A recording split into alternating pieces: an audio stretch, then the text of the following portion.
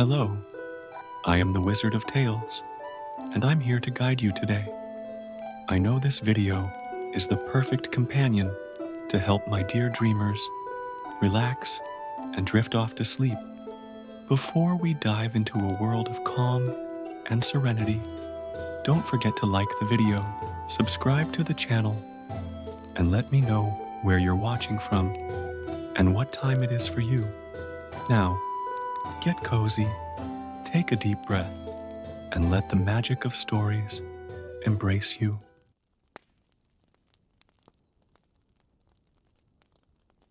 The morning mist slid lazily between Tokyo's skyscrapers as Yuki watched the city from her sanctuary in the hills. Her golden eyes, although disguised to appear brown to humans, maintained the supernatural glow characteristic of a kitsune over 800 years old. The contrast between the ancient wooden temple and the modern buildings in the background was a constant reminder of how the world had changed as she stood as a silent guardian between the two realities. Her delicate fingers instinctively caressed the empty space on her neck, where until the previous night the magatama rested, an ancient comma-shaped jewel that contained a significant part of her powers. The robbery still seemed unreal, like a nightmare she couldn't wake up from. In her human form, appearing to be a young woman in her early 20s, wearing a traditional dark blue kimono, Yuki looked perfectly normal to the eyes of passers-by who occasionally walked up the temple stairs. The previous night filled with disturbing events still echoed in his mind. The thieves, 3 men wearing oni masks, had broken into the shrine during the new moon. When their powers naturally waned, they knew exactly what they were looking for, which made it all the more worrying. The magatama was not a simple relic. It was an artifact capable of opening portals between the material and spiritual world, and in the wrong hands, it could cause unimaginable chaos. Yuki-san, the familiar voice of Akiko, the young temple priestess, interrupted his thoughts. The 16-year-old girl, wearing her traditional red hakama, was running towards him with a newspaper in her hands. "You need to see this." The headline talked about a series of unexplained events occurring across the city. Mysterious lights, strange apparitions, and reports of objects moving on their own. Yuki felt her heart squeeze. They were the first signs of the imbalance caused by the inappropriate use of magatama. "This is happening faster than I imagined," muttered Yuki, her 9 invisible tails flailing with concern beneath her human disguise.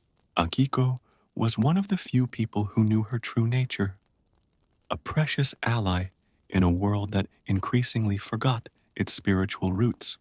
"What can we do?" Akiko asked, her dark eyes reflecting the same concern Yuki felt. "We need to find Magatama before the veil between the worlds becomes too thin," replied Yuki, already planning her next steps. "But first, I need information." That afternoon, Yuki left the shrine for the first time in decades, plunging into the orderly chaos of Tokyo's streets. The contrast between his elegant, traditional demeanor and the frenetic pace of the city created an interesting dissonance. She headed to a small cafe in the Akihabara district, where she had arranged to meet with Tanaka Kenji, a private detective who occasionally assisted the temple with sensitive matters. Kenji was already waiting for her at a table in the back, his wrinkled gray suit and slightly graying hair revealing years of hard work. "Yuki-sama," he greeted her respectfully, even though he didn't know her true nature. "I have some information about the robbery." "Did the thieves leave any traces?" asked Yuki, sitting down gracefully. More than that, Kenji replied, lowering his voice. I managed to identify one of them, Suzuki Hiroshi, known in the underworld for trafficking in antiquities. He has connections with a group that calls itself Children of the Twilight. The name made Yuki shudder internally. The Children of Twilight were a dark sect that sought power through mystical artifacts, often without understanding the consequences of their actions. As they talked, Yuki noticed subtle changes in the environment around her. Shadows seemed deeper, and occasionally, objects trembled with no apparent explanation. The veil between the worlds was already beginning to unravel. Where can I find Suzuki? She asked, maintaining her composure despite the urgency she felt. He goes to a club in the Roppongi district, Dragon's Pearl. But Yuki-sama, these people are dangerous. It's more dangerous to let them continue with Magatama, she interrupted softly, standing up. I appreciate your help, Kenji-san. Upon leaving the cafe, Yuki felt a familiar presence. On the opposite sidewalk, a black cat watched her, with golden eyes identical to hers. It was no ordinary cat, but Kuro, his old friend and confidant, another yokai who centuries ago had chosen that form to live among humans. I see things are getting complicated, Kuro said telepathically, crossing the street to join her. The spirits are restless. The balance is falling apart faster than anticipated, Yuki responded in kind. I need to retrieve Magatama tonight. It won't be easy, Kuro warned, jumping into his arms with the familiarity of centuries of friendship. The Children of Twilight have protections against creatures like us. Then I'll have to be more human than Yukai, Yuki said, a subtle smile playing on her lips. For now, the sun was beginning to set, painting the Tokyo sky with shades of orange and red. Yuki knew she only had a few hours before the Children of Twilight would attempt to use the Magatama again, possibly causing irreparable damage to the tenuous barrier between the worlds. With Kuro in her arms and the knowledge of Suzuki's whereabouts, she began to lay out her plan for the coming night. The city's neon lights began to come on, creating a surreal contrast with the increasingly restless shadows that danced on the walls. Somewhere in the city, the Magatama pulsed with ancient power, calling to its true guardian. Yuki could feel his call, like a distant echo in his immortal soul. The night promised to be long, and she knew she would need all her cunning and power to face what was coming. Night was falling over Tokyo when Yuki, still with Kuro in her arms, headed towards the Roppongi district. The flashing lights of nightlife establishments reflected on their faces, creating dancing shadows that seemed to have a life of their own. The Dragon's Pearl wasn't hard to find. Its ostentatious facade, with a red neon dragon snaking across the wall, stood out even in that jungle of lights and sounds. Be careful, Kuro warned, leaping from his arms to a nearby mailbox. I can feel spiritual barriers around the place. Yuki nodded discreetly, adjusting her kimono. She had chosen to keep her traditional attire, a choice that, although it might seem inappropriate for a modern nightclub, would serve her purposes perfectly. Her exotic appearance would attract exactly the kind of attention she needed. Upon entering the club, she was immediately enveloped by heavy electronic music and strobe lights. The atmosphere was a peculiar mix of traditional Japanese elements and Western modernity. Dragons carved on the walls contrasted with LED screens, while waitresses in stylized kimonos served drinks in fluorescent glasses. His keen kitsune senses, even partially suppressed by the spiritual barriers, immediately detected Suzuki Hiroshi's presence. He was sitting in an elevated VIP area, surrounded by security guards in black suits. Even from a distance, Yuki could feel a faint echo of the Magatama.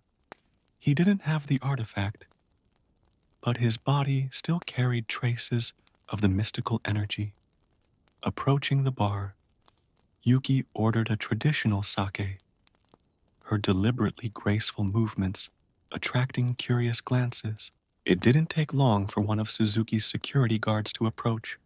"Suzuki-san would like to invite you to join him," the man said, his rigid posture revealing military training.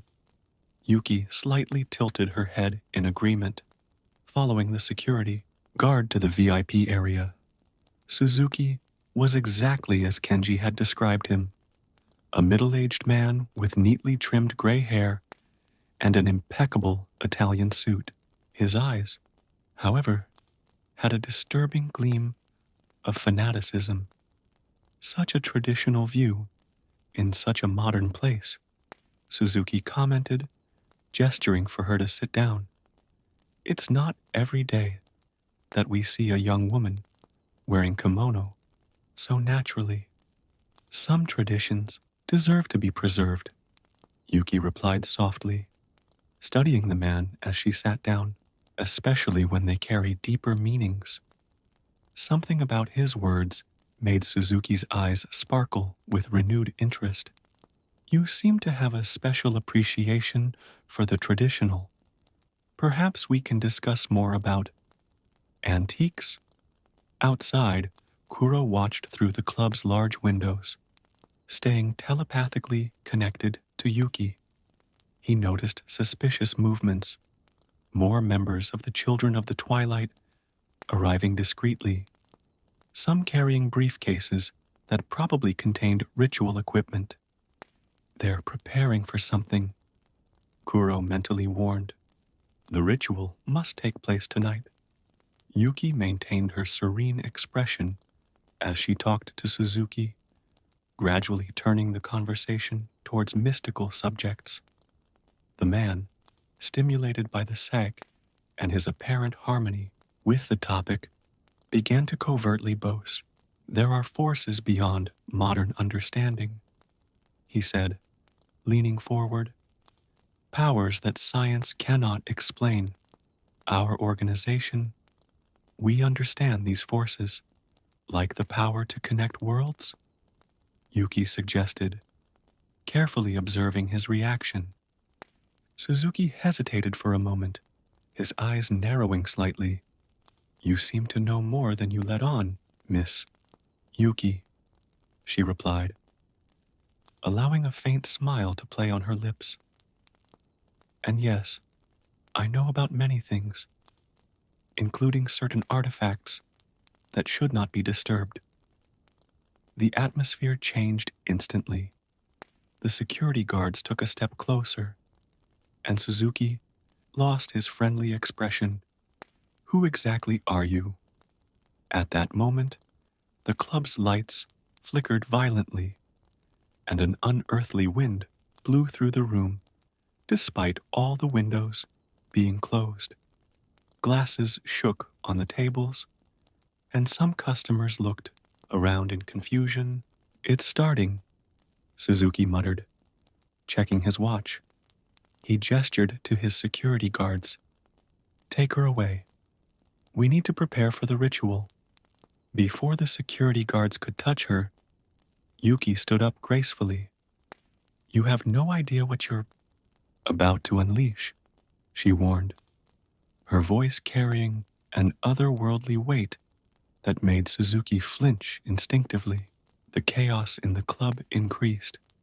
The lights were now flickering frantically, and impossible shadows danced across the walls. Patrons began to hurriedly leave the premises as more members of the Children of the Twilight emerged from the shadows. some carrying mystical symbols and amulets. Yuki! Kuro's mental voice sounded urgent. They're moving Magatama. I can feel its energy moving towards the back of the club. Yuki needed to act quickly, but she was surrounded by security guards. Her human disguise was about to be put to the test, and she knew her options were running out. Magatama's power grew with each passing moment, threatening to tear the veil between the worlds. The night was just beginning, and the real battle for balance between the worlds was about to unfold in the dark alleys of Tokyo. In a fluid movement, Yuki let her supernatural energy flow subtly, just enough to create a momentary distraction. The club's lights flickered brighter, and she took advantage of the confusion to slip between the bouncers like a shadow. His years of experience allowed him to manipulate human perception without completely revealing their true nature. Don't let her escape, shouted Suzuki, his voice partially drowned out by the loud music and increasing chaos.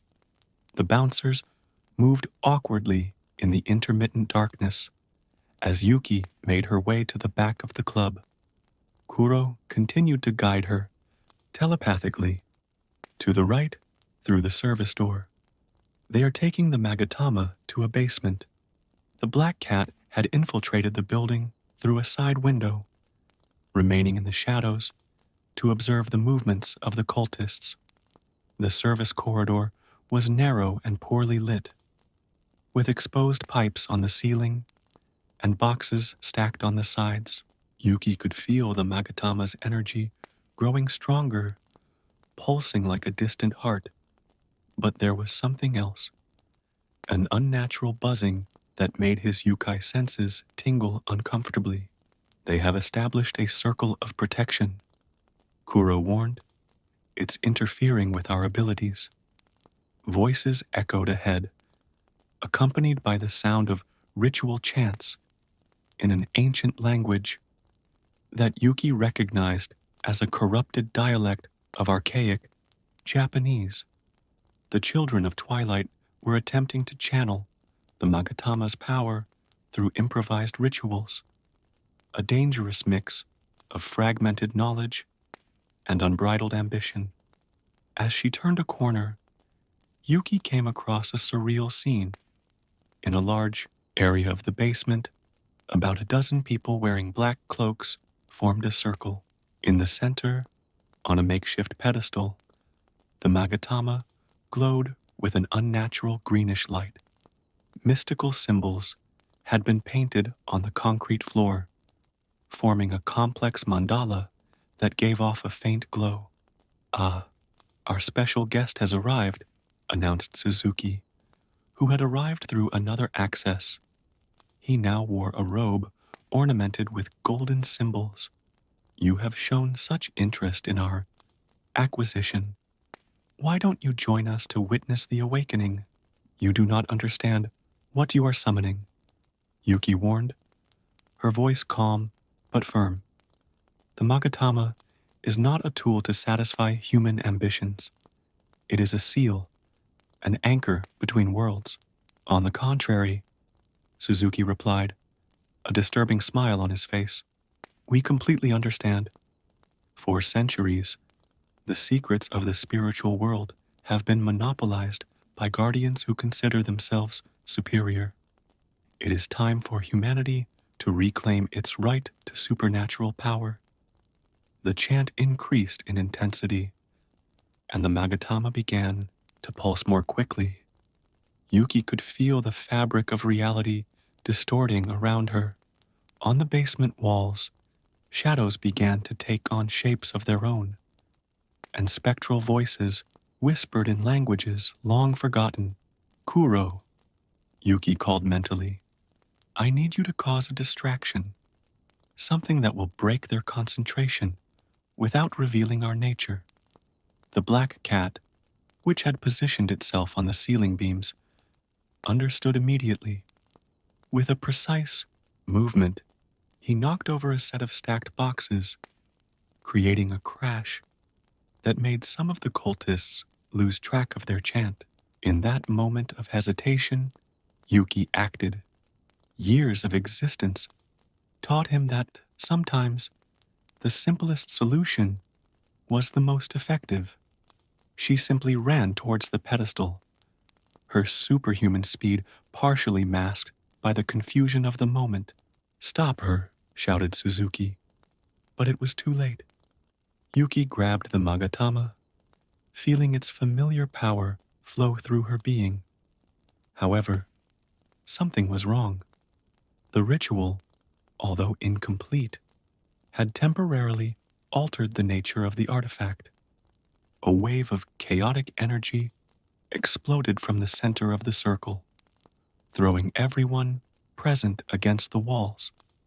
The shadows on the walls gained volume, turning into tentacle-like shapes that writhed and reached for the air. The veil between the worlds, already weakened, began to visibly tear, creating luminous cracks in the air itself. "What did you do?" muttered Yuki, realizing that the situation was even more serious than he imagined. The magatama in his hands pulsed erratically, like a heart in arrhythmia. Suzuki stood up, blood dripping from a cut on his forehead, but his eyes glowed with intensified fanaticism. "It's happening. The portal is opening." The luminous cracks began to expand, and through them, Yuki could see glimpses of the spiritual world. But it was not the serene, mystical realm she knew. It was a distorted version, corrupted by inappropriate ritual and human ambition. "Yuki!"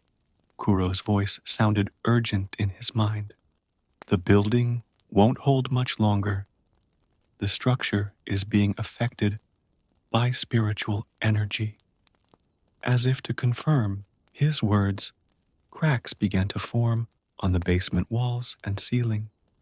The members of the Children of Twilight, finally realizing the real danger of the situation, began to flee in panic. Yuki knew he needed to act quickly, but he also knew that simply running away with Magatama wouldn't be enough. The ritual had created an imbalance that needed to be corrected, or the consequences would spread throughout Tokyo. With the magatama in her hands and chaos unfolding around her, Yuki began to recite an ancient incantation, her voice rising above the sounds of the deteriorating building and the screams of the fleeing cultists. It was a risk to reveal his powers so openly, but the situation left him no choice. The real challenge was just beginning, and Yuki knew that the next few hours would be crucial, not only for her, but for the balance between the material and spiritual worlds.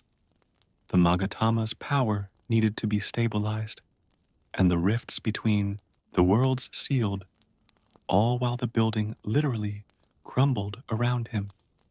Yuki's incantation echoed through the basement as her supernatural energy visibly grew around her. His human disguise began to weaken, momentarily revealing golden reflections in his hair and a supernatural glow in his eyes. The Magatama responded to his touch, its greenish light pulsing in sync with the ancient words. Suzuki, still present despite the chaos, watched the transformation with fascination. You're not human," she exclaimed, her wide eyes mixing fear and greed. "I never was," Yuki replied, her voice carrying otherworldly echoes. "And that's why I understand the danger you have unleashed." The dimensional rifts continued to expand, and through them, dark creatures began to manifest. Lesser yokai and restless spirits, drawn to the rupture in the fabric of reality. Kuro jumped between the ceiling beams, using his own energy to fend off the most aggressive entities.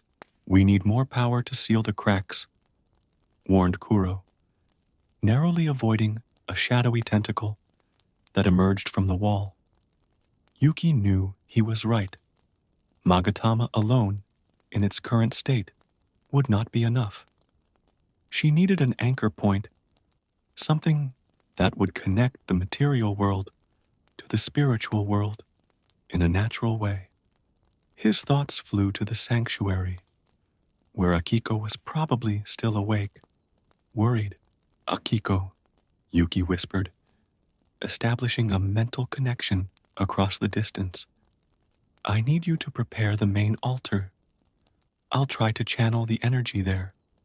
The young priestess's response came immediately. It's already done, Yuki-san. I sensed the disturbance and began preparations. With a plan forming in her mind, Yuki started to move towards the exit, but Suzuki blocked her way. He had drawn a ritual dagger, its blade covered with ancient inscriptions. You can't just take the Magatama, he shouted, the blade shaking in his hands. We worked for years to find him, and in one night, they almost destroyed the balance of centuries. Yuki retorted, her patience wearing thin. With a fluid gesture, she released a wave of energy that threw Suzuki against a pile of boxes. The entire building shook, and pieces of the ceiling began to collapse. The dimensional rifts now extended all the way to the upper floor, and screams could be heard coming from the club. The music had stopped, replaced by the sound of panic and chaos. Yuki! Kuro called urgently. By the back, there's a shorter way to the sanctuary. Following her companion's guidance, Yuki ran through the now partially collapsed service corridors. The Magatama in his hands pulsed stronger and stronger, reacting to the proximity of the dimensional rifts. Each pulse sent out waves of energy that made the walls shake. Emerging into an alley, Yuki came across a transformed Tokyo. Rifts had spread throughout the city, creating distortions in reality. Cars stopped abruptly when their drivers saw impossible creatures crossing the streets. On the facades of the buildings, shadows danced with a life of their own. We need to get to the sanctuary before the situation becomes irreversible, Kuro said, running to his side. The other yokai in town are restless. Some may try to interfere. As if to confirm his words, a figure emerged from the shadows in front of them. A Tangu, mountain raven spirit, its black wings standing out against the Tokyo night sky. Kitsune, his deep voice reverberated in the alley. What did you and your humans do? There's no time for explanations, Kuroma, Yuki replied, recognizing the ancient spirit.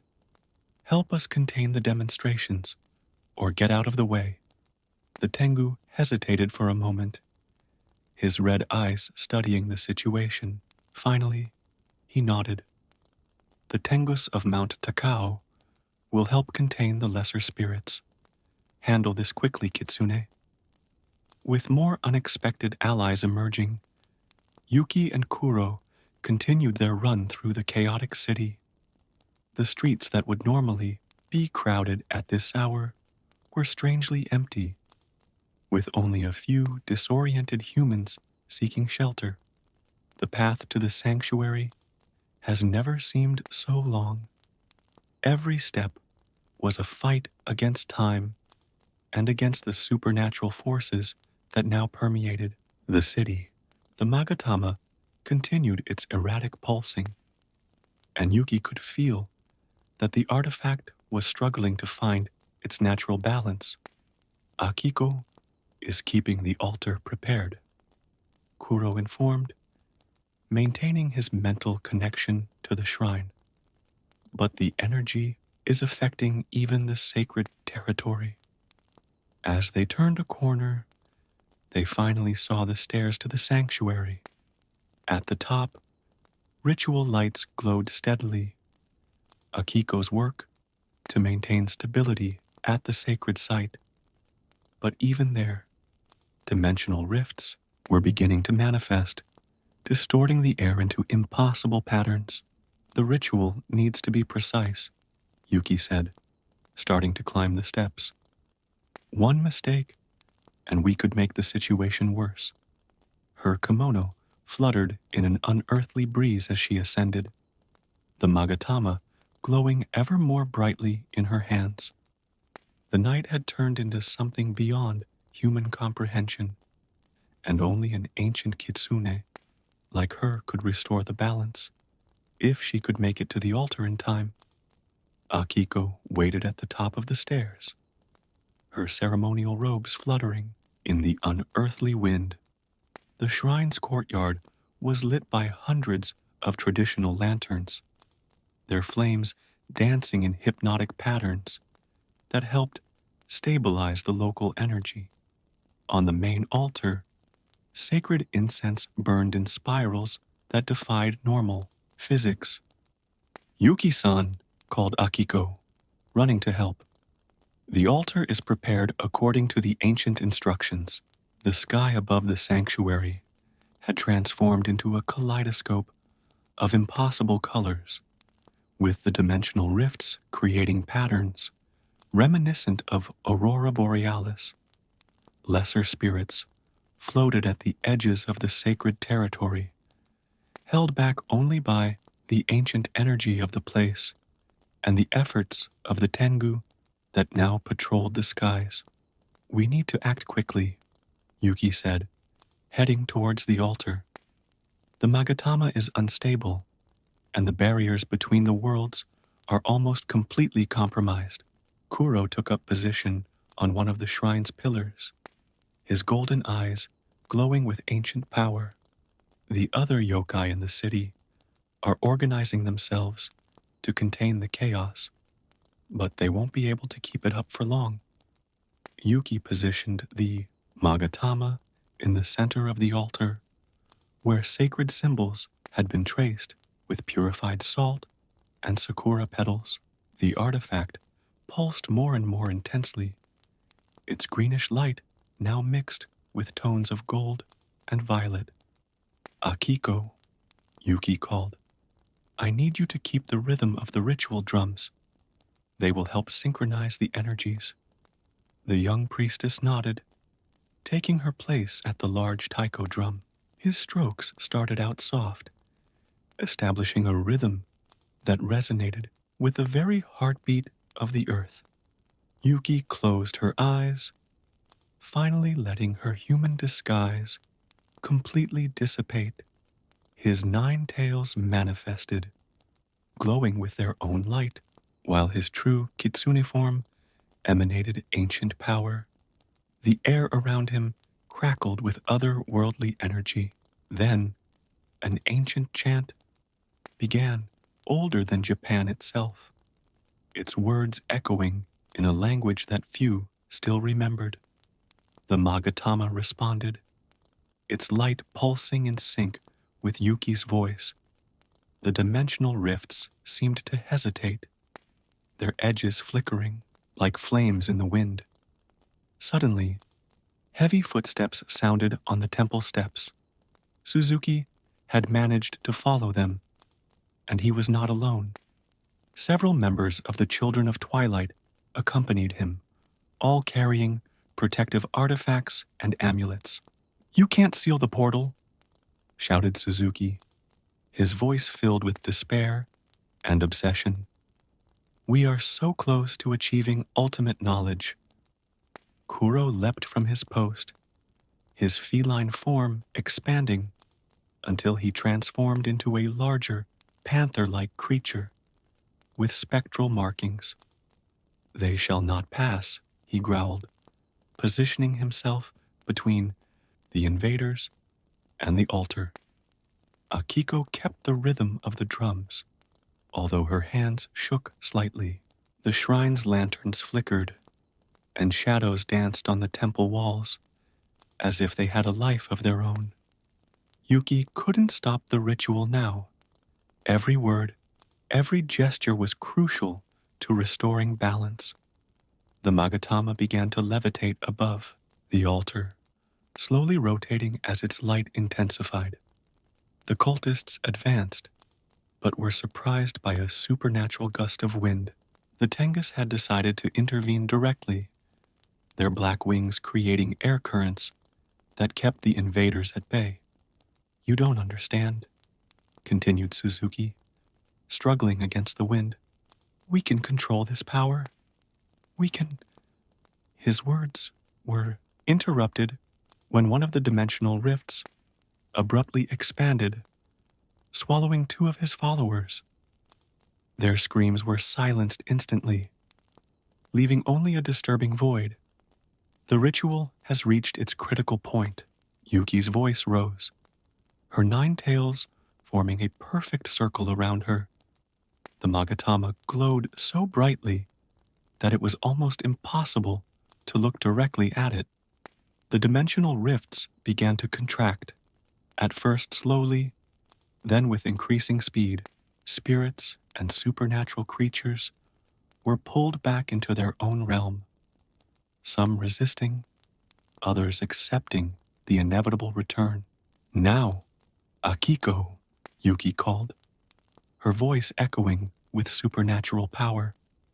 The young priestess struck the drum with all her strength, producing a sound that reverberated throughout the sanctuary. At the same instant, Yuki completed the final incantation, and the Magatama exploded into light.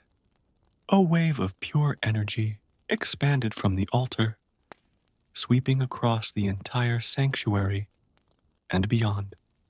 The dimensional rifts closed one after another, sealed by the combined power of the artifact and the ancient ritual.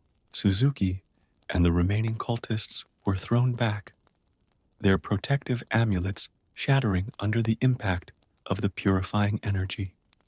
When the light faded, they lay unconscious on the steps of the temple. The sky over Tokyo slowly returned to its normal state, the impossible colors giving way to the familiar glow of stars and city lights.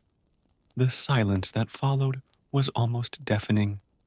Yuki staggered, exhausted, her 9 tails gradually disappearing as she resumed her human form.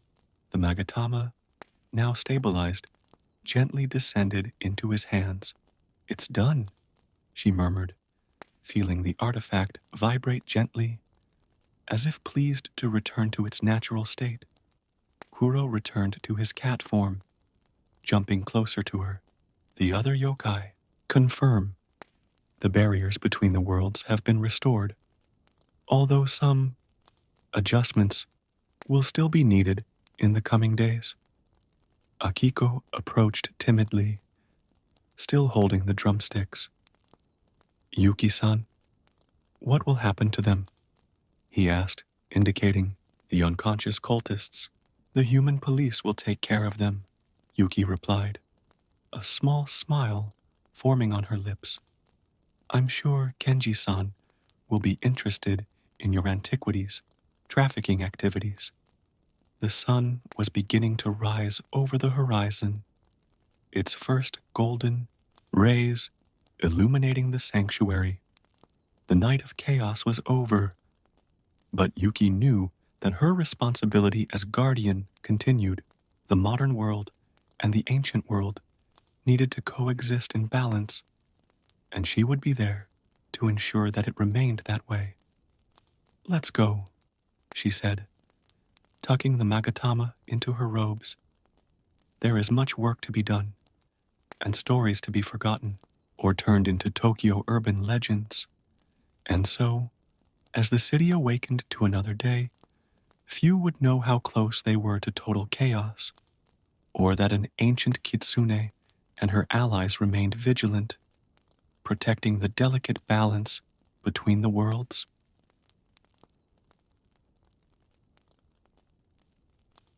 The heavy air of the divine judgment hall made the papyri in my hands feel heavier than usual. As the newly chosen scribe to document the trials of Osiris, I, Neferet, was still struck by the magnitude of the place. Golden columns rose to a ceiling that seemed to touch the stars, while luminous hieroglyphics danced on the alabaster walls, telling stories of thousands of past trials. Sitting on his throne of obsidian and gold, Osiris exuded a silent authority. His skin, the tone of the night sky, contrasted with the white clothes that enveloped him like morning mist. To his right, Anubis, with his jackal head ever vigilant, stood next to the golden scales, the instrument that determined the fate of all souls that arrived at the divine court. On that particular day, something different was in the air. The other more experienced scribes whispered among themselves, their reed quills suspended above their papyri, as we waited for the next soul to be judged. That was when the hall doors opened, and a different light filled the room. The soul that entered was not like the others. Normally, souls arrived trembling with fear, or overflowing with confidence, but this one simply existed as if it were in perfect balance. It was Amenemhat, a merchant from Memphis who lived 42 years. His Ka, the spiritual essence that now presented itself before us, had a peculiarity that would soon become evident. Come closer. Osiris's voice boomed through the hall, making the hieroglyphs on the walls flicker. Amenemhat advanced with measured steps, neither hesitant nor hurried. Thoth, the god of wisdom, with his ibis head, began to unroll a long papyrus. As the chief scribe of the gods, his role was to report all of the deeds of the deceased. Amenemhat, son of Senbi, he began, has lived an interesting life. My pen began to dance on the papyrus, recording every word, every gesture. It was my job to document not just what was said, but also to capture the essence of the moment, the nuances that words alone couldn't express. For every act of kindness, Thoth continued, we find an act of evil. For every moment of generosity, a moment of avarice.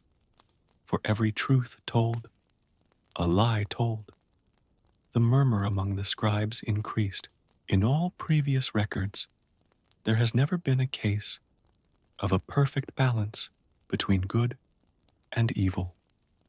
Souls always tilted to one side or another, even if slightly.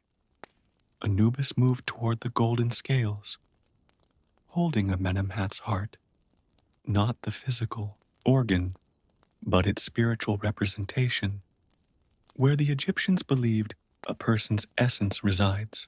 On the other side of the scale, he placed the feather of Ma'at, a symbol of truth and justice. The silence that followed was absolute. Not even the eternal wind that blew through the corridors beyond dared to manifest itself. The scale didn't move. It remained in perfect balance, as if mocking our understanding of good and evil. Osiris leaned forward on his throne, his eyes fixed on Amenemhat. In 42 years of life, he said, you have achieved something unique. Neither the most virtuous nor the most vile have achieved such a feat. Amenemhat remained silent, his Ka emanating an unsettling peace. It was then that I noticed something in his eyes. It wasn't indifference, as I initially thought, but a deep understanding of something that eluded us all. Speak, ordered Osiris. How did you achieve such a balance? Great Osiris, replied Amenemhat, his voice neither high nor low. I lived as the very scales that now judge my heart.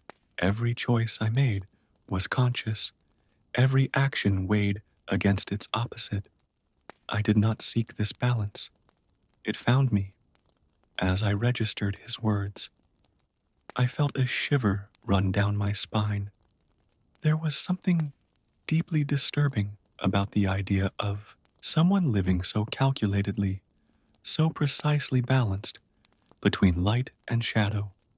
The 42 divine judges, each responsible for evaluating a different aspect of moral conduct, began to fidget in their seats. Their expressions varied between fascination and concern. Never, in thousands of years of trials, had they faced a case like this. Ma'at, the goddess of truth and justice, manifested herself for the first time. His presence was like a ray of sunlight cutting through the fog. This case, she said, presents us with a fundamental question about the nature of justice. Is the perfect balance between good and evil in itself a form of virtue or transgression? My pen could barely keep up with the pace of events. Every word seemed charged with a cosmic weight, every gesture potentially historic. The very air of the hall seemed thicker, as if the walls themselves were paying attention to the unfolding events. Osiris rose from his throne, something he rarely did during trials. His imposing figure cast a shadow that danced across the walls of the hall. Amenemhat, his voice thundered. Your case is unique in our history. We will need time to deliberate your fate. It was at that moment that I realized I was witnessing more than just a trial. I was witnessing a moment that could redefine our understanding of the very nature of divine justice. As a scribe, my responsibility was even greater, to document not just the facts, but to capture the essence of this extraordinary revelation. As Amenemhat was led out of the hall by Anubis, I noticed that the hieroglyphics on the walls had subtly changed, as if the room itself was adapting to record this unique moment. The other scribes continued to murmur among themselves, but I remained focused on my papyrus, aware that every word I recorded would become part of a story that would be told for generations. The first day of the most extraordinary trial in the history of the afterlife was just beginning, and I knew that my life as a scribe would never be the same. The questions this case raised went far beyond the simple distinction between good and evil. They touched the very heart of what it meant to be human, and how the gods judged our actions. The eternal night of the Egyptian underworld stretched beyond the windows of the judgment hall. As I organized my scrolls, the words I had recorded still danced before my eyes, each one charged with a meaning that seemed to grow with each moment. The other scribes had already retired to their quarters, but something kept me there, contemplating the extraordinary events I had just witnessed. It was then that I realized I wasn't alone. Ma'at remained in the hall, her presence subtle as the first breath of morning. She approached my scribe's table, her eyes fixed on the hieroglyphs I had so carefully traced. Young Neferet, her voice was like distant music. Do you understand the true importance of what you witnessed today? I hesitated before responding, weighing each word as I had learned in my training. I believe this case calls into question everything we thought we knew about the judgment of souls, my lady. Ma'at nodded, an enigmatic smile on her lips. And that's why You were chosen to document this particular case. Your ability to see beyond the obvious is precisely what we need right now." While we were talking, Anubis returned to the hall. His majestic bearing contrasted with a restlessness I had never seen in the guardian of the underworld. He addressed Ma'at, his deep voice echoing off the walls. Amenemhat's soul is safe in his waiting chamber, but something is different. The perfect balance of his actions seems to affect the very fabric of the duat. Thoth also emerged from the shadows, his eternal records fluttering around him like leaves in the wind. "In all my years of documenting the trials," he began, "I have never seen a heart that leans neither towards Ma'at nor towards Amit. It is as if Amenemhat has discovered a third path, something that lies between salvation and damnation." While the gods argued, I continued to record every word, every gesture. It was my duty as a scribe. But more than that, I felt I was documenting something that would fundamentally change our understanding of the afterlife. Osiris returned to the hall, his presence immediately commanding everyone's attention. "Summon Amenemhat again," he ordered. "There are questions that need to be answered." When Amenemhat was brought back, I noticed something different about his appearance. His ka seemed more defined, more present, as if the state of balance itself made him more real than the other souls that had already passed through there.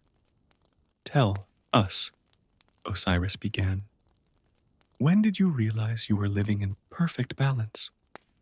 Amenemhat reflected for a moment before responding. "Great Osiris, it was not a sudden realization, but a gradual understanding. Every time I helped someone, I also felt the impulse to harm. When I spoke a truth, a lie formed on my lips with equal force. It was as if every aspect of my existence sought its own counterbalance."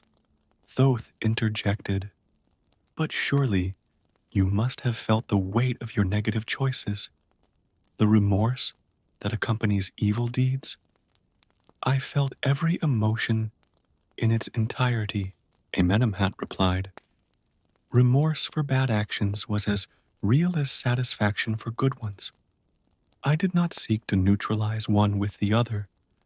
I just allowed each experience to exist in its fullness." As I registered his words, I noticed that my own hands were shaking slightly. There was a deep wisdom in his words, but also something disturbing. As a scribe, she had been trained to seek the truth, to value Ma'at above all else. But here was someone who had embraced both the truth and the lie with equal acceptance. Ma'at approached Amenemhat, his piercing eyes searching for something beyond the surface of his kai. "Do you understand that your case forces us to question the very foundations of our trial system?" "With all due respect, great goddess," he replied, "perhaps this is exactly what needs to happen. If a life in perfect balance between good and evil is possible, what does that say about the fundamentally dual nature of your judgment?" A murmur passed through the hall. Never had a soul dared to question the principles of the divine court so directly, but there was truth in his words, a truth that could not be ignored. Anubis approached the scales again, as if searching for some answer in it that we had all missed. "Balance is the basis of Ma'at," he said, "but we always assume that this balance should lean towards the side of good. What do we do with someone who has found balance in their own duality?" Osiris rose again, his expression revealing deep contemplation. "Perhaps he said. We are faced not just with a trial, but with a lesson in the complex nature of human existence. As the eternal night of the duat progressed, I continued to record every moment, every word. Amenemhat's case had grown into something greater than a simple trial. It was a mirror reflecting the very foundations of our understanding of morality and justice. The walls of the hall seemed to pulse with an energy of their own, the hieroglyphs glowing with an intensity I had never seen before. It was as if the place itself recognized the historical importance of what was happening within its boundaries. As the gods debated, a subtle change began to occur in the judgment hall. The shadows cast by the columns seemed to take on a life of their own, dancing hypnotically across the walls. I realized that my pen had stopped writing, absorbed in the scene unfolding before me. Isis, who until then had watched silently from her throne beside Osiris, rose gracefully. His presence brought a new element to the discussion. Perhaps, she began, her melodious voice echoing through the hall, we are looking at this case the wrong way. Amenemhat's balance is not an anomaly to be corrected, but a reflection of the duality of existence itself. Amenemhat remained impassive, his K emanating that same disturbing serenity. That's when I noticed something extraordinary. The hieroglyphs on the walls began to spontaneously rearrange themselves, as if the story of the afterlife itself was rewriting itself before our eyes. Great Osiris, Amenemhat spoke again. Allow me to share a moment from my life that perhaps best illustrates my nature. I made my pen dance with renewed energy on the papyrus, eager to record each word. It was market day in Memphis, he began. I saw a widow being deceived by a dishonest merchant. At the same moment, I saw an opportunity for easy profit from another distracted merchant. I chose to help the widow by exposing the merchant's fraud, but I also took the opportunity to discreetly steal some coins from the distracted merchant. Every action was conscious, every choice weighed with equal consideration. Thoth tilted his ibis head, his eyes shining with renewed interest. Are you saying that your negative actions were not uncontrollable impulses, but deliberate choices? Exactly, Amenemhat replied. Each act of kindness or evil was a conscious decision, like different notes in the same song. Ma'at approached the scale, her fingers lightly touching the golden mechanism. The question is not just about the balance of actions, she reflected, but about the consciousness behind them. Amenemhat didn't just balance good and evil. He consciously embraced both aspects of his nature. As I registered these words, I felt a shiver run down my spine. As a scribe, she had been trained to seek and record the truth. But here was someone who had found truth in both the light and the dark. Anubis, who had remained pensive, suddenly spoke up. In all the millennia of weighing hearts, I have always sought the predominance of Ma'at, but this heart carries Ma'at and Isfet in perfect harmony. Osiris rose again, his figure casting shadows that seemed to contain all the stories of the world. Amenemhat, his voice boomed. Do you understand that your case could fundamentally change our understanding of the judgment of souls?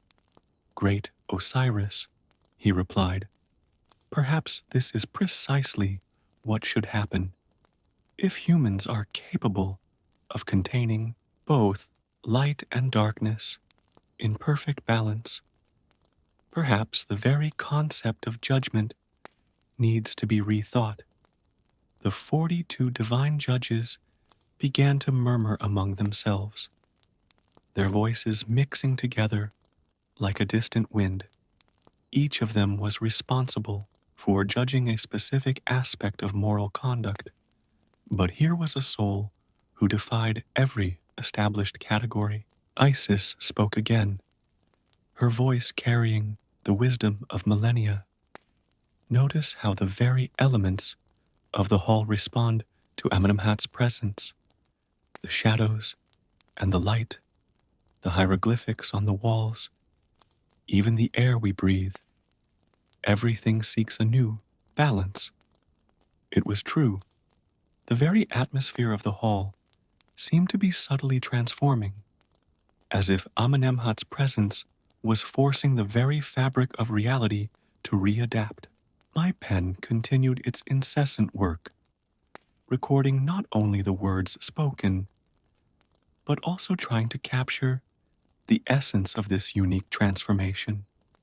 As a scribe, he felt he was documenting not just a trial, but a moment of profound revelation about the nature of human existence. Thoth approached my desk, his ancient eyes scanning my records. "Keep writing, young Neferet," he murmured. "What we document today may change future generations' understanding of the nature of divine justice." The air in the room grew increasingly thick with the weight of the questions raised. Each god present seemed to be reassessing millennia of certainties, while Amenemhat stood like a living enigma before them, neither good nor evil, but perfectly balanced between the two. The eternal night of the Duat seemed deeper than ever, but also more alive. The stars that dotted the ceiling of the hall shone with a different intensity, as if even they were witnessing something unprecedented. I noticed that my hand was shaking slightly as I continued to write. It wasn't physical exhaustion, but the emotional weight of realizing that I was recording a moment that could redefine the very essence of divine judgment. Osiris made a gesture, and the hall fell into a deep silence. His expression revealed a complexity of emotions I had never witnessed in a god before. Amenemhat's case had touched something fundamental, something that seemed to shake the very foundations of the afterlife. "In all these millennia," Osiris began, his voice resounding like distant thunder, "we have judged souls based on the predominance of their actions.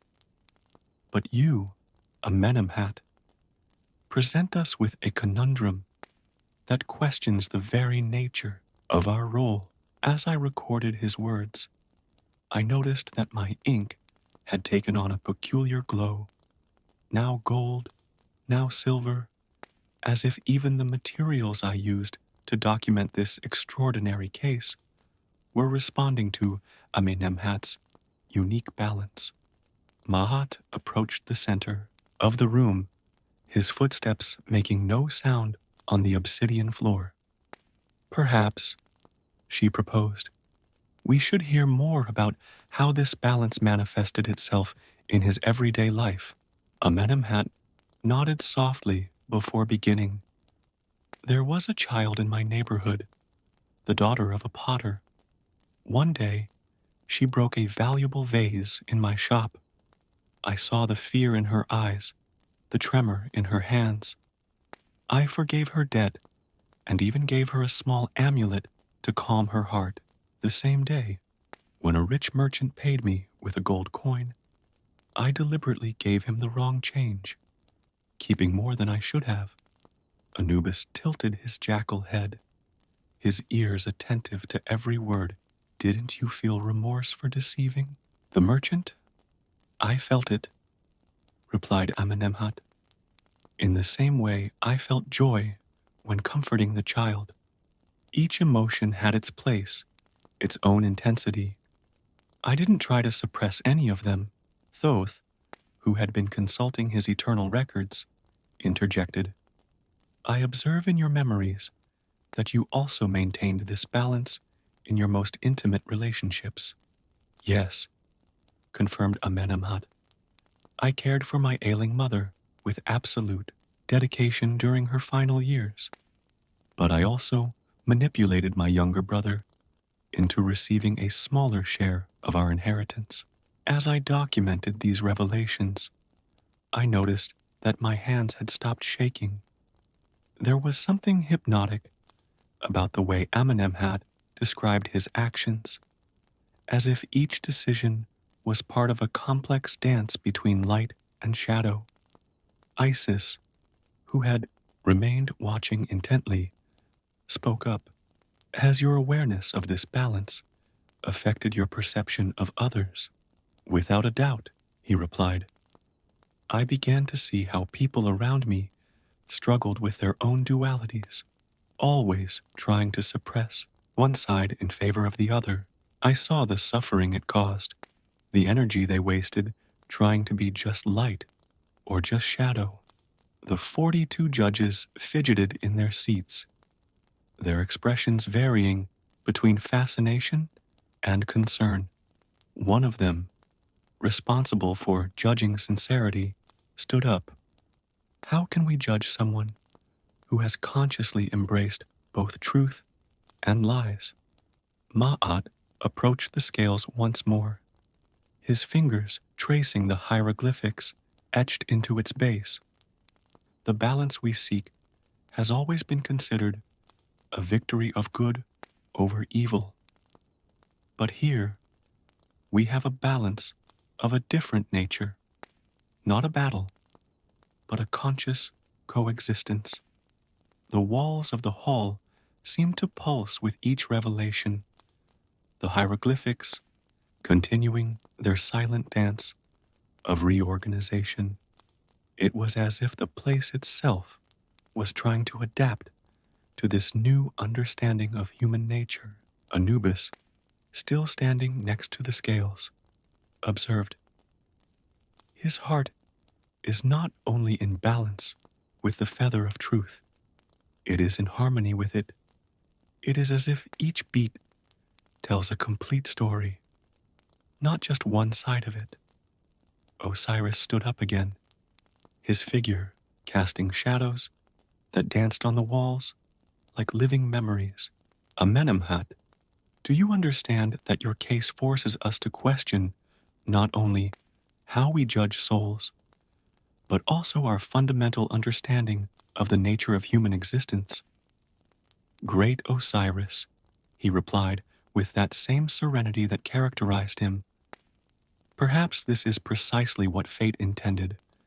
If a single soul can consciously contain and balance both light and darkness, what other truths about human nature still elude us? As I registered these words, I felt a chill run down my spine. As a scribe, I had been trained to seek out and document the truth. But here was someone suggesting that truth itself might be more complex than we had ever imagined. Isis approached Amenemhat, her gaze piercing, as if she could see through his ka to the deepest essence of his being. You don't fear judgment, do you? She asked, although it sounded more like a statement. No, great goddess, he replied. I fear as much as I accept. I desire as much as I reject. Every aspect of my existence has found its natural counterbalance. The stars on the ceiling of the hall seemed to pulse with a new intensity, as if the cosmos itself was paying attention to this unique moment. The air was charged with possibilities, with questions that called for not just answers, but a complete reevaluation of everything we considered established. Thoth closed his eternal records with a gentle gesture. This case, he declared, is not just about judging a soul. It is about understanding a new dimension of the human experience. The weight of the moment was almost palpable in the air of the divine hall.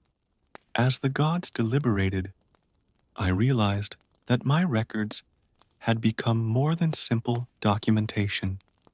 They were testimony to a fundamental transformation in the cosmic order. We must make a decision, Osiris declared, his voice carrying the weight of eternity. Amenemhat's case cannot remain unresolved. Mahat approached the center of the hall, his footsteps creating subtle ripples in the air.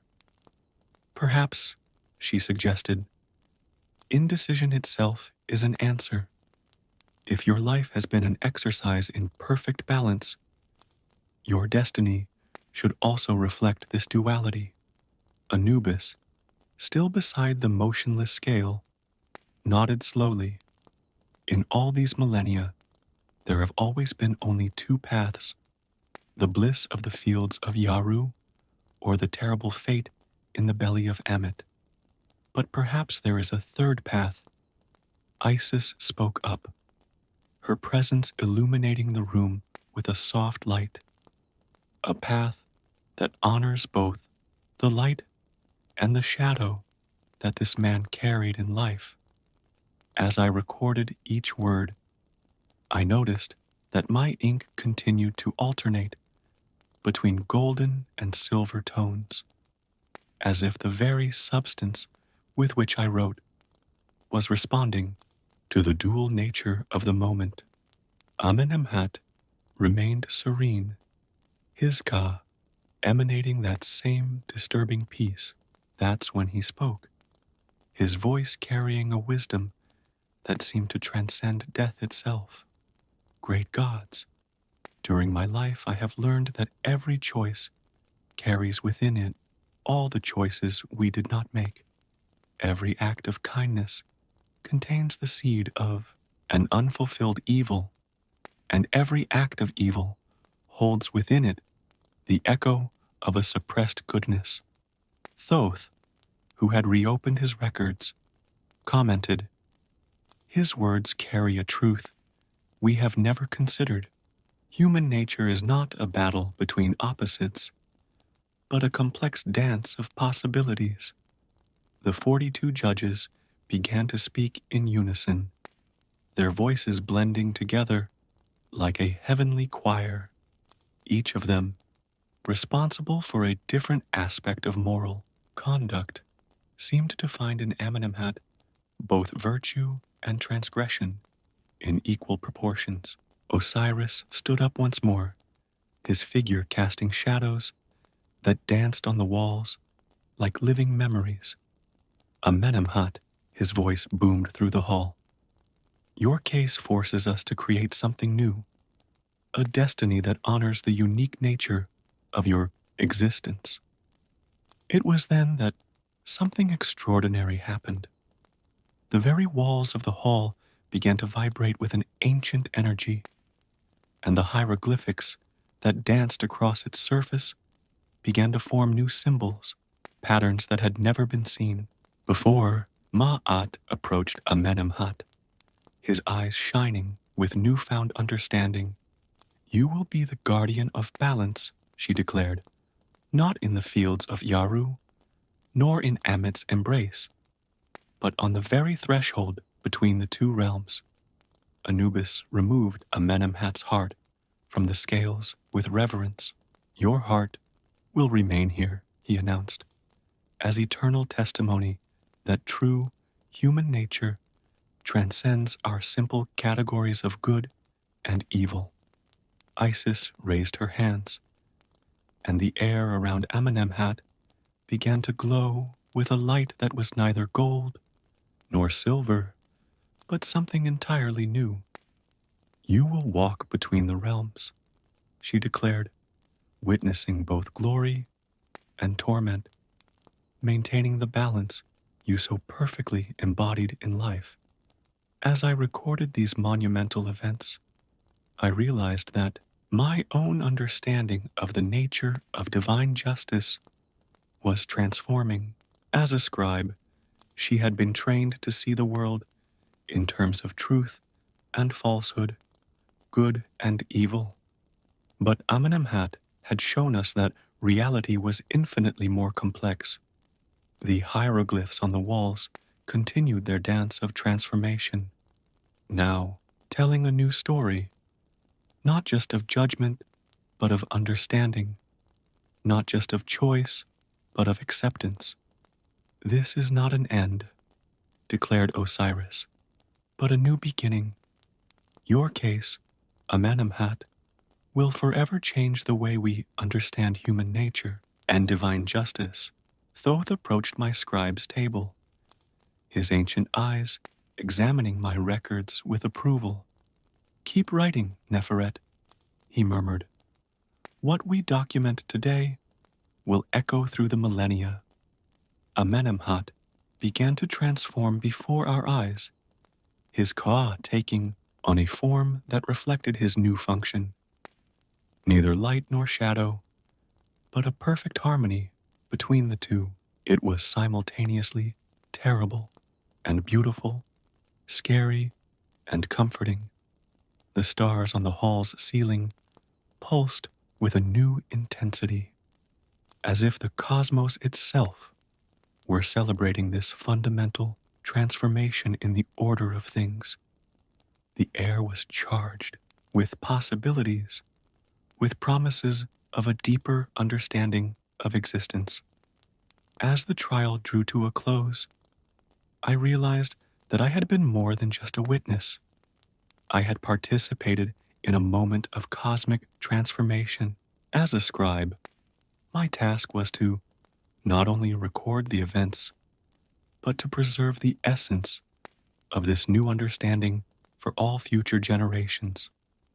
The judgment hall would never be the same, nor would any of us who witnessed this extraordinary moment. Old certainties had given way to new possibilities, and the very concept of divine justice had been expanded to encompass a more complex and profound truth about human nature.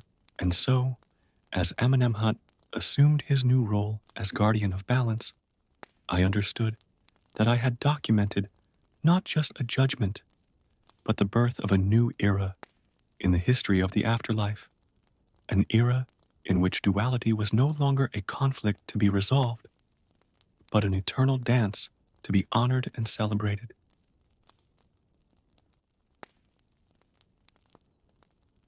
The wind blew gently across the ancient hills of Ireland, carrying with it the echo of a melody as old as the stones themselves.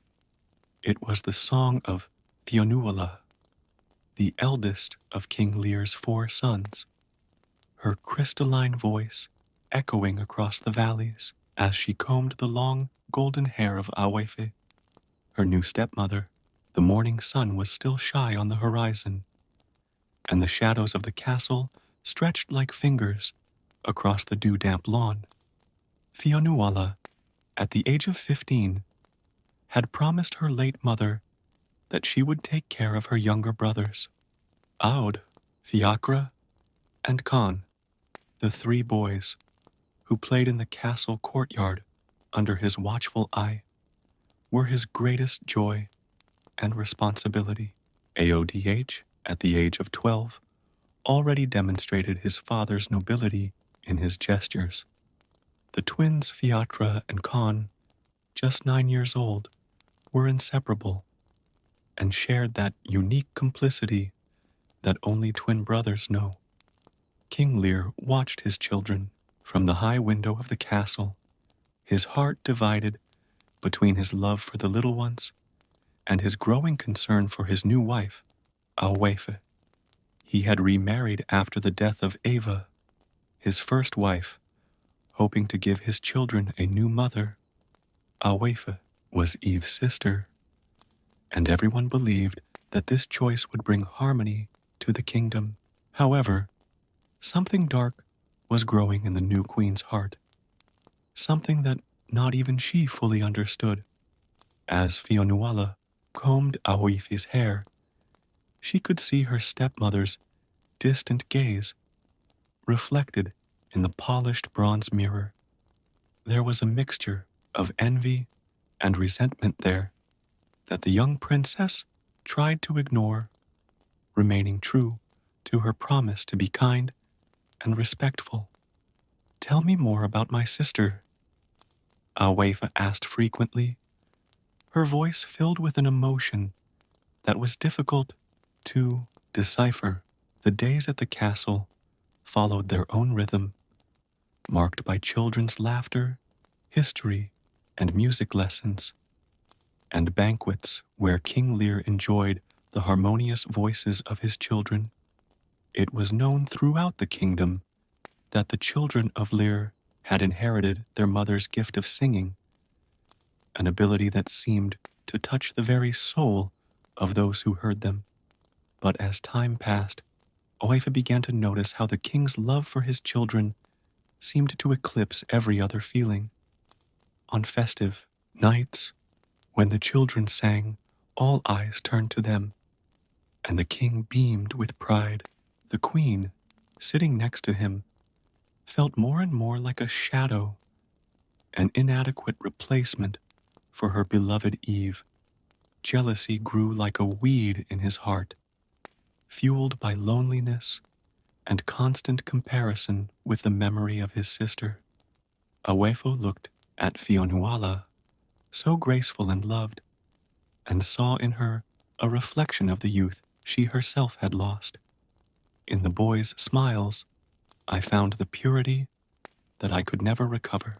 It was on a particular afternoon, when the sun painted the sky in orange tones, that something inside Oif finally broke. She watched from the window of her chambers as Lear played with the children in the garden, their laughter reaching her like poisoned arrows. In his chest, distorted love turned into something dark and dangerous.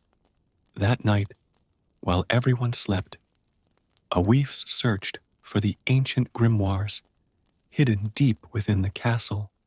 His hands shook as he leafed through the yellowed pages, looking for something that could ease his pain, something that could make the king understand his loneliness.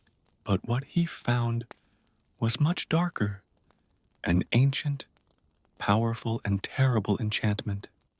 The following days were tense, with Auhifi planning every detail of her revenge. She watched the children with a new look, calculating and cold, while pretending to everyone that she was just tired or unwell. Fionuala, sensitive to changes in the castle's environment, tried more than ever to please her stepmother, unaware that every act of kindness only fueled Oifi's resentment. One morning, the queen invited the children for a walk to the lake near the castle, a sacred place for the ancients. Lear, happy to see his wife apparently getting closer to his children, readily agreed to the outing. Fionuala held her younger brother's hands as they walked along the familiar trail, her heart inexplicably heavy. The lake shone like a mirror in the morning sun, its calm waters reflecting the blue sky above. Awaf guided the children to the shore, where the water was deeper. "Come," she called, with a sweetness that sounded false to Fionuala's attentive ears. "I want to show you something special." It was at that moment that Fionuala saw something change in her stepmother's eyes, an unearthly glow, a darkness that did not belong to this world. Before she could react, Offa began chanting words in an ancient, forbidden language, words that seemed to make the very air tremble around her. The sky suddenly darkened, and an icy wind swept across the lakeshore. Fionuala tried to protect her brothers, but her limbs began to tingle and change. Horror and confusion mixed on their faces as an inexorable transformation began to take over their bodies. The last words Fionuala heard with her human ears were Awifi's curse, condemning them to spend 900 years as swans, 300 in Lake Deravara, 300 in the Sea of Moyle, and 300 on the Isle of Glora. Only their voices would remain as a reminder of their humanity, so that they could sing their sadness through the centuries. And so began the long journey of the children of Lear, transformed by envy into winged creatures, condemned to wander the bodies of water in Ireland. Their story of brotherly love and perseverance would echo through the ages, an eternal reminder of the power of love and the price of revenge. The first winter as swans was the hardest for Lear's children. The waters of Lake Deravara, once so familiar and welcoming, now seemed strange and hostile in their new forms. Fionuala, even transformed, maintained her protective nature, using her white wings to shelter her younger brothers during stormy nights. King Lear, devastated by Awefi's betrayal and the transformation of his beloved children, visited the lake every day. He built a hut on the bank, refusing to return to the castle which now seemed too empty. He spent hours watching the four swans, his heart breaking when he recognized the same expressions in the birds' eyes that his children used to have. When the swans sang, the entire region stopped to listen. Their voices, the only part of their humanity that remained intact, carried a sadness so deep that it made even the toughest of warriors weep. Fionuala led these moments, her crystal clear voice guiding her brothers in melodies that told their story and kept alive the memory of who they truly were. Awif, after casting the curse, disappeared from the kingdom. It was said that Ava and Oifi's father, furious at his surviving daughter's cruelty, turned her into an air demon, condemned to eternally roam the skies of Ireland. On stormy nights, when the wind howled with particular violence, the brothers wondered if that sound might not be their former stepmother's lament of regret. The years began to pass, and the seasons followed one another in an endless cycle. Lear's children learned to survive in their new condition. Aod, always the most impulsive, discovered how to use the lake's currents to fish. Twins Fiatra and Khan developed a communication system through movements in the water, keeping alive the special bond they shared since birth. As time progressed, the kingdom around the lake changed. King Lear grew old, his hair darkened by time turning white, like the feathers of his children. Even when his body no longer allowed long stays by the lake, he still came, leaning on his staff, to listen to the singing of his transformed children. It was during the 100th year of their transformation that the brothers faced their first great trial. A particularly harsh winter froze much of the lake, forcing them to concentrate on a small area that remained unfrozen. The biting ice hurt its paws, and the icy wind bit through its feathers. It was at this time that Fionuala began to sing the old lullabies that her mother used to sing, bringing comfort and reminding everyone of happier times. On a particularly cold night, as they huddled together to stay warm, Khan, the youngest of the twins, asked Fionuala if she thought they would one day become human again. His voice, even in swan form, still carried the childlike innocence he had when he was transformed. Fionuala hesitated before answering, choosing her words carefully so as not to destroy her younger brother's hope. "The curse has an end, dear brother," she replied softly, "and as long as we are together, we will keep our humanity alive through our memories and our love for each other." Days turned into years, and years into decades. The world around the lake was constantly changing. Villages came and went. Generations of people were born, lived and died. But the four swans remained, eternally young in their winged forms, watching the flow of time with eyes that had seen too much. Stories about enchanted swans began to spread throughout Ireland. Travelers went out of their way to visit Lake Derravara, hoping to hear the legendary song of the children of Lear. Many brought offerings, small pieces of bread, wildflowers, and sometimes just their prayers and good intentions. It was during this period that the brothers developed a deep understanding of nature and its cycles. They learned to read signs from the sky, predict storms by the behavior of other animals, and find comfort in the steady rhythm of the seasons. Their connection with the lake became so deep that they could feel every change in its waters, every variation in its currents. As the end of the first 300 years approached, an unrest began to grow among the brothers. The Sea of Moyle awaited them, its turbulent, unpredictable waters so different from the lake they had learned to call home. Fionuala could see the fear in her brother's eyes and knew she needed to be strong for them, even when her own heart was filled with apprehension. On a clear morning, when only a few days remained until her forced departure, Fionuala gathered her brothers for a last sing-along at Lake Derravara.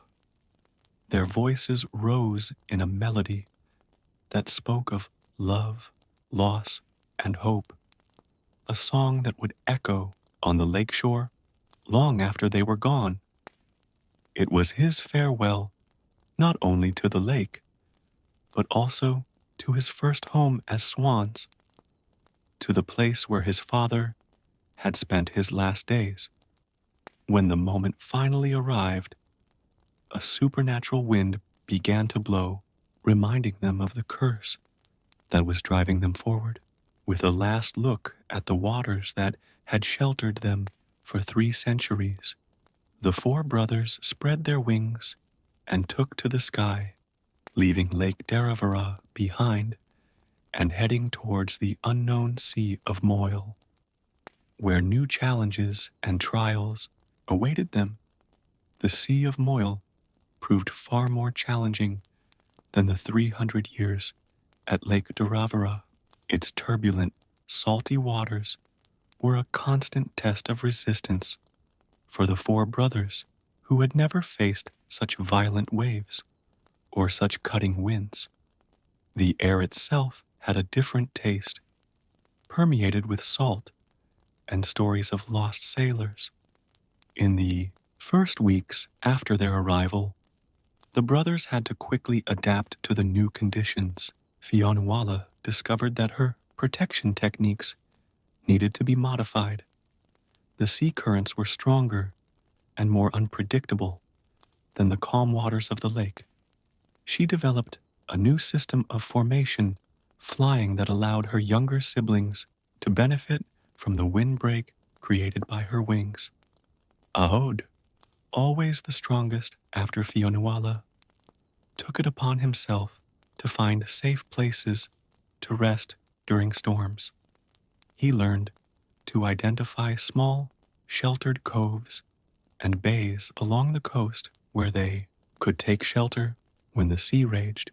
Twins Fiatra and Khan, meanwhile, have become experts at locating schools of fish, using their unique connection to coordinate their movements in deep water. The nights were particularly difficult on the Sea of Moyle. Unlike the lake, where they knew every corner and had developed a comfortable routine, the sea was always in motion, always changing.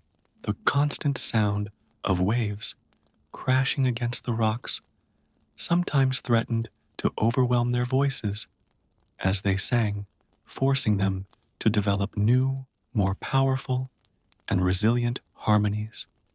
It was during a particularly violent storm that the brothers faced one of their greatest challenges.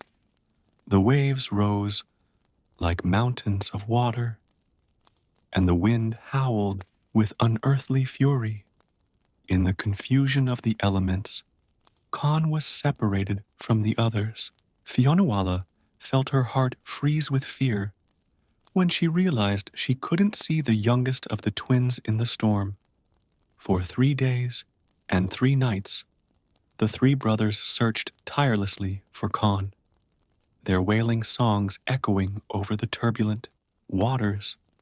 Fionnuala could barely rest, consumed by worry and guilt at not being able to keep everyone together.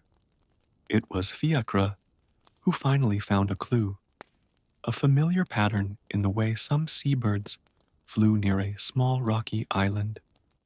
When they finally found Khan, he was taking refuge in a small sea cave, exhausted but alive. The reunion was marked by songs of joy that made the waves themselves seem to dance. From that day on, the brothers developed new signs and ways of communicating through the storms, determined never to be separated again. As the years passed at the Sea of Moyle, the brothers began to notice changes in the world around them. Different ships began to cross the waters, vessels larger and more elaborate than the ones they knew. The languages spoken by the sailors were also different, and little by little, the brothers learned to recognize words and phrases in different languages. One of the most surprising discoveries was realizing that his story had spread far beyond the borders of Ireland. Sailors from distant lands sometimes stopped their ships when they heard swan songs, recognizing in the melodies the ancient legends they had heard on their travels. Some left small offerings floating in the waters, colored ribbons, small protective amulets, or simply words of comfort carried by the wind. Time at the Sea of Moyle also brought a deeper understanding of his own transformation, observing the changing tides and the migrations of other birds. The brothers began to accept that they were part of something bigger than themselves. Her story wasn't just about a curse, but about adaptation, survival, and the unbreakable power of family love. Fionnuala, in particular, developed a new perspective on her responsibility as the eldest. On calm nights, when the stars reflected on the surface of the sea like thousands of sparkling jewels, she shared with her brothers not only memories of their human past, but also reflections on everything they had learned on their journey. See how the sea never stays the same, she said, and yet it remains the sea. Perhaps it is so with our own nature. We change in our outer form, but our essence, our love for each other, remains constant like the stars above. Fionnuala's words brought comfort not only to her brothers, but to herself. Each challenge overcome at the Sea of Moyle made them stronger, more united. The initial fear of the turbulent waters had transformed into a kind of reverent respect for the power and mystery of the sea. The years continued to pass, marked by the eternal rhythm of the tides. The brothers learned to find beauty even in the most difficult times. in the glow of the rising sun on the waves, in the graceful flight of seagulls, in the hypnotic dance of seaweed in the depths. Their song evolved, incorporating the sounds of the sea and the stories of the creatures that inhabited it. As the end of their time at the Sea of Moyle approached, the brothers realized that they had changed profoundly. They were no longer the frightened creatures that had arrived there 300 years before. The sea had taught them about strength, adaptability, and, above all, the importance of remaining united in the face of adversity. On a particularly clear night, when the full moon illuminated the waters with its silvery light, the four brothers felt that familiar restlessness again. It was the call of the curse, announcing that it was time to leave for their final destination, the island of Glora. With a mixture of apprehension and determination, they prepared for the last leg of their journey, carrying with them the lessons and strength that the Sea of Moyle had given them. The trip to Glora Island was marked by a mixture of hope and apprehension. The sons of Lear had been strengthened by their experiences at the Sea of Moyle, but they knew that this would be their last and longest challenge. The island, situated in the far west of Ireland, was known for its unforgiving winters and wild nature. When they arrived, they realized that Glora was unlike anything they had known before. It was a place where sea and land met in an eternal dance, with craggy cliffs emerging from the turbulent waters. The sound of the wind through the rock formations created strange melodies, as if the island itself was singing its own lonely song. Fionuala, always attentive to the needs of her brothers, soon identified a small brackish lake near the coast that would be perfect for their new home. It was sheltered enough to shelter them from the worst storms, but still maintained a connection to the sea that they had grown to love during their time on the Moyle. The first years in Glora brought new challenges. The isolation was more intense than anything they had experienced before. They rarely saw humans, except for occasional fishermen who ventured to the island in search of abundant schools. These seafaring men, upon hearing the swan song, often stopped their work, enchanted by the melody that seemed to carry centuries of history in each note. It was during this period that the brothers began to notice deeper changes in the world around them. The vessels they occasionally saw were increasingly larger and stranger. The fishermen's costumes had changed, and the languages they heard were increasingly diverse. The world was changing rapidly as they remained trapped in their winged forms, watching the flow of time like eternal spectators. Aud, always the most observant after Fionuala, began to notice signs of an even greater transformation. The ancient stories they heard from the rare visitors spoke of changes in people's beliefs. The old gods were being replaced by a new god, and different temples were beginning to appear throughout Ireland. One afternoon, while swimming near the coast, they saw something that would profoundly change their understanding of the time they had spent transformed. A small monastery being built on a nearby island. The monks, dressed in simple habits, worked tirelessly, building stone walls and singing chants that reminded the brothers of their own melodies. Fionuala felt an immediate connection with those men dedicated to the contemplation and preservation of ancient stories. Little by little, the brothers began to approach the monastery, attracted by the peace that emanated from that sacred place. The monks, in turn, recognized something special in those four swans that sang with almost human voices. One young monk in particular, named Moka Omhog, began to spend time watching the swans. He noticed how they seemed to understand human language and how their songs carried a deep melancholy that touched the souls of everyone who heard them. Over time, Moka Omhog began to suspect that there was something more to these creatures than just birds. It was during a full moon night that something extraordinary happened. As the brothers sang their story, as they had done for centuries, Moka Omhog began to understand the words in their melody. It was as if a veil had been lifted, allowing him to understand the true nature of the swans and the curse that imprisoned them. The monk began to visit the brothers regularly, bringing not only food for their bodies, but also comfort for their souls.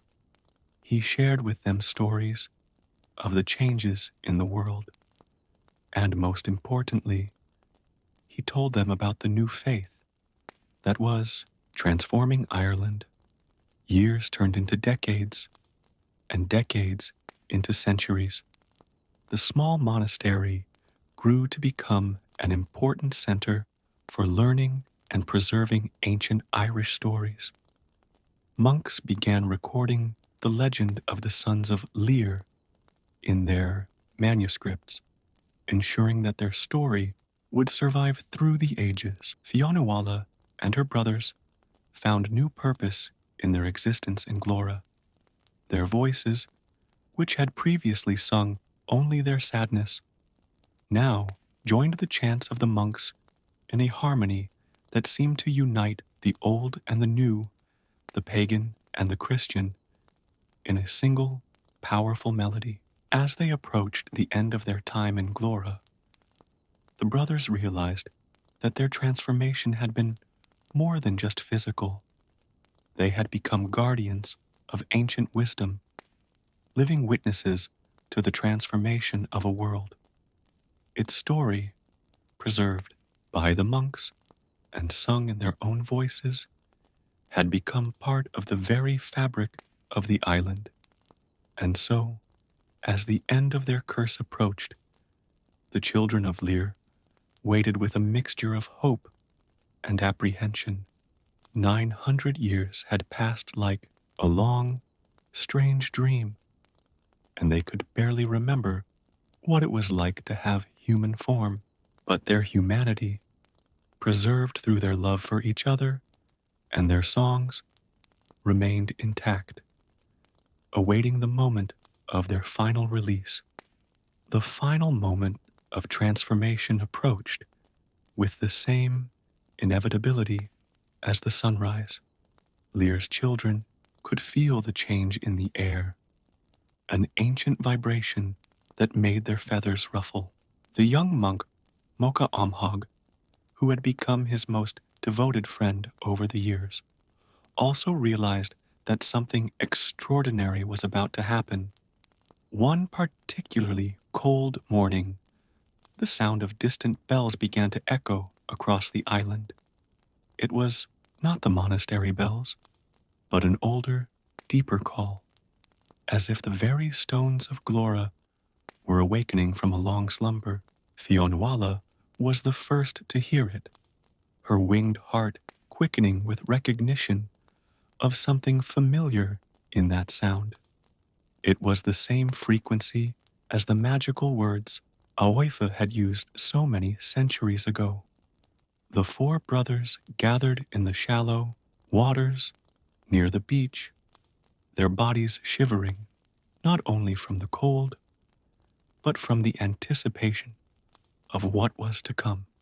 Moka Omhog watched from the bank, holding a golden bell that had been passed down through generations of monks, supposedly blessed with the power to break ancient curses. The sky began to change, impossible colors dancing among the clouds. The waters around the swans began to glow with an inner light, as if thousands of stars had decided to dive into the sea. Fionnuala spread her wings over her brothers one last time, a protective gesture that had become as natural as breathing over the centuries. "We're together," she sang softly, her voice mingling with the wind. "As we always have been, as we always will be." The first ray of morning sunlight touched the water, and with it came transformation. It was different from the first time.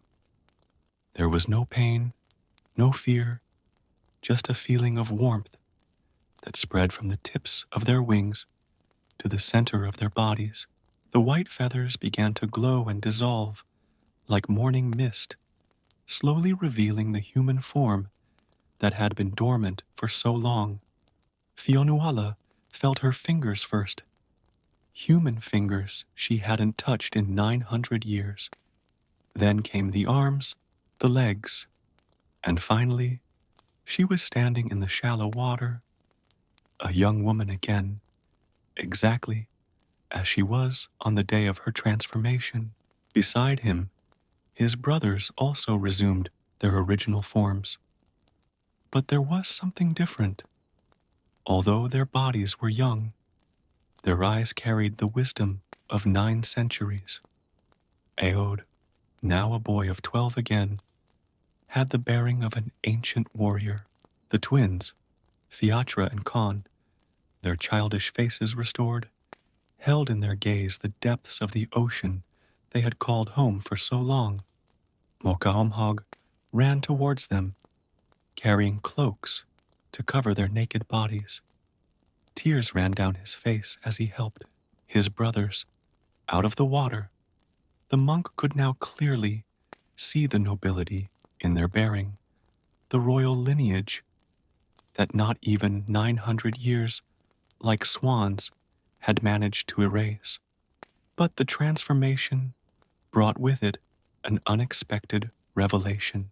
The time they had spent in their winged forms had not been in vain. Every experience, every storm faced, every sunrise observed had become part of who they were. When Fionuala opened her human lips to speak for the first time, her voice still carried the melody of the wind over the sea of Moyle. The days that followed were of adaptation and discovery. The brothers had to relearn how to use their human bodies, to walk instead of swim, to use hands instead of wings. But some things remained: their connection to nature, their ability to understand the language of birds, and most importantly, the unbreakable bond they shared. The monastery became their new home, a place where they could share their story with future generations. Mokohomhog dedicated himself to recording every detail of his journey, aware that he was preserving not just a legend, but a living testament to the transformation of Ireland itself. Fionuala, now able to use her hands again, began weaving tapestries that told her story. Into each strand she wove memories of 300 years at Lake Daravara, the storms of the Sea of Moyle, and the contemplative solitude of Glora. His creations were living works of art, which seemed to sing when touched by the wind. The years passed, and Lear's children found their place in this new world. Although their bodies remained young, as they had been at the time of transformation, they carried with them the wisdom of their experiences. They became teachers, storytellers, guardians of a tradition that united the old and the new. On full moon nights, it was still possible to hear them singing on the shores of the island. Their voices, now in their human forms, carried even more power. They were hymns that spoke of perseverance, of brotherly love, and of the human spirit's ability to transcend any curse. The story of the sons of Lear has become more than just a legend. It was a reminder that life's most profound transformations are not always curses, but opportunities for growth and understanding. Their voices have continued to echo through the centuries, carrying with them the magic and wisdom of their unique experiences. And so, Fionuala and her brothers discovered that their true transformation had not been from humans to swans and back to humans, but a much deeper journey, a transformation of the soul that had taught them the true meaning of the eternity of love and the strength of the human spirit.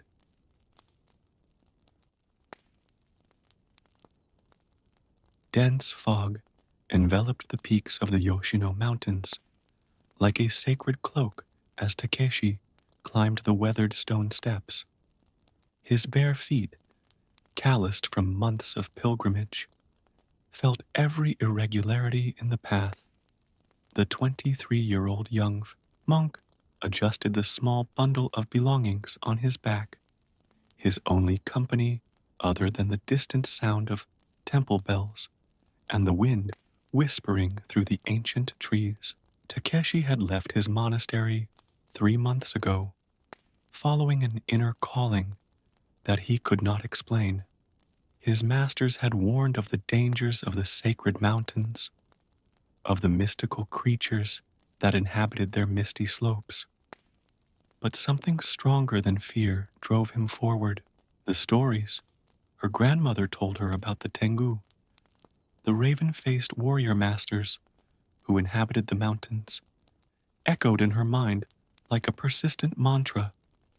The thin air at altitude made his lungs work harder, and the shadows began to lengthen as the sun sank below the horizon.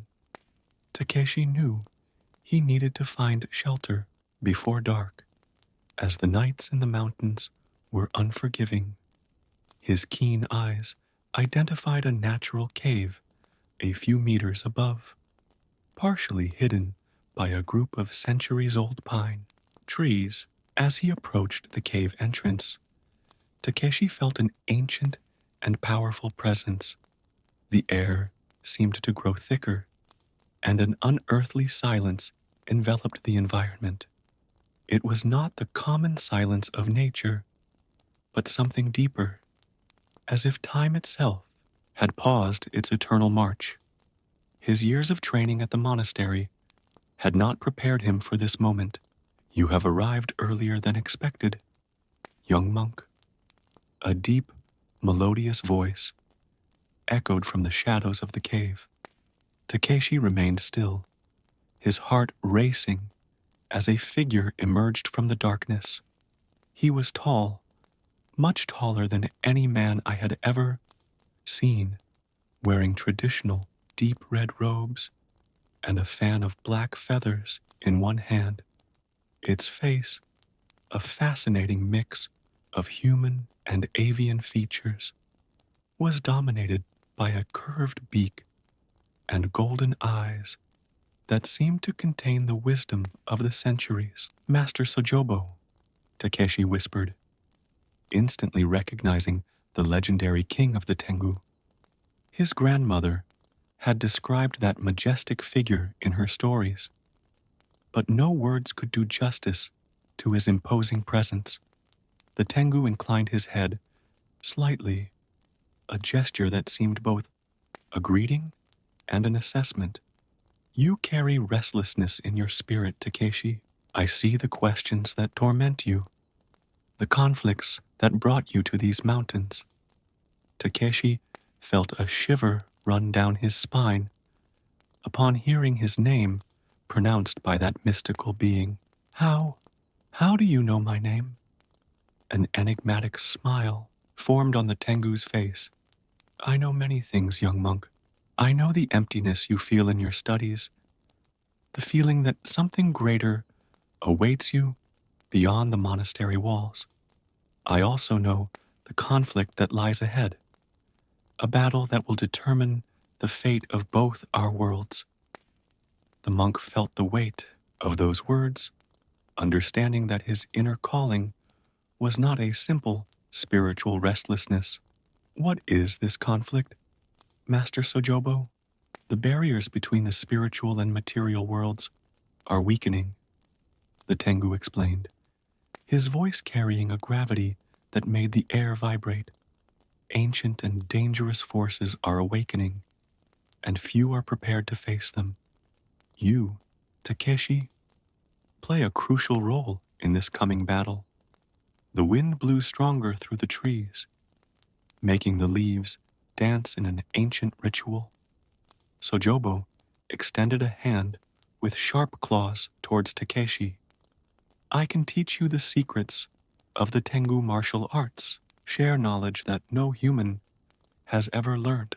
But each lesson will have its price. Each teaching will require sacrifice and determination. Takeshi felt the weight of the decision he needed to make. Years of study at the monastery had taught him the importance of balance and caution, but something deep inside him knew that this was the path he should follow. I am prepared to learn, Master Sojobo, he replied with a deep bow. No, you're not, the Tengu replied, with a tone that mixed amusement and seriousness. But you will be. Training will begin tomorrow, at sunrise. Tonight, reflect on what you are willing to sacrifice for the knowledge you seek. That night, sheltered in the cave, under the watchful eye of the Tengu, Takeshi gazed at the stars through the rocky entrance. The world he knew seemed distant now, like a dream he had just awakened from. Sojobo's words about the impending conflict echoed in his mind, mixing with memories of his grandmother's stories and the monastery's teachings. As sleep slowly enveloped him, Takeshi realized that his spiritual journey had transformed into something much greater than he imagined. The call that had brought him to the mountains was not just a personal impulse to seek knowledge, but part of a greater plan, woven into the very fibers of destiny. With this realization, he fell asleep, knowing that at dawn he would begin not only his training with the legendary Tengu, but also his preparation for a battle that could determine the future of two worlds. The night wind carried ancient whispers, and in the shadows of the cave, Sojobo watched his new disciple, knowing that the days to come would test not only his physical abilities, but mainly his spiritual and moral strength. Destiny had brought Takeshi here, but it would be his own determination that would transform him into the warrior the world needed. The first rays of the sun had barely touched the mountains when Takeshi woke up. Sojobo was already waiting for him at the cave entrance, his imposing silhouette silhouetted against the orange dawn sky. Speechless, the Tengu gestured for the young monk to follow him. They walked along narrow paths that wound between the ancient trees, climbing higher and higher into the sacred mountains. The air became thinner with each step, but Takeshi noticed that his breathing remained surprisingly steady, as if an invisible force was supporting him. The first teaching will not be about combat, Sojobo declared, his voice mixing with the whisper of the wind.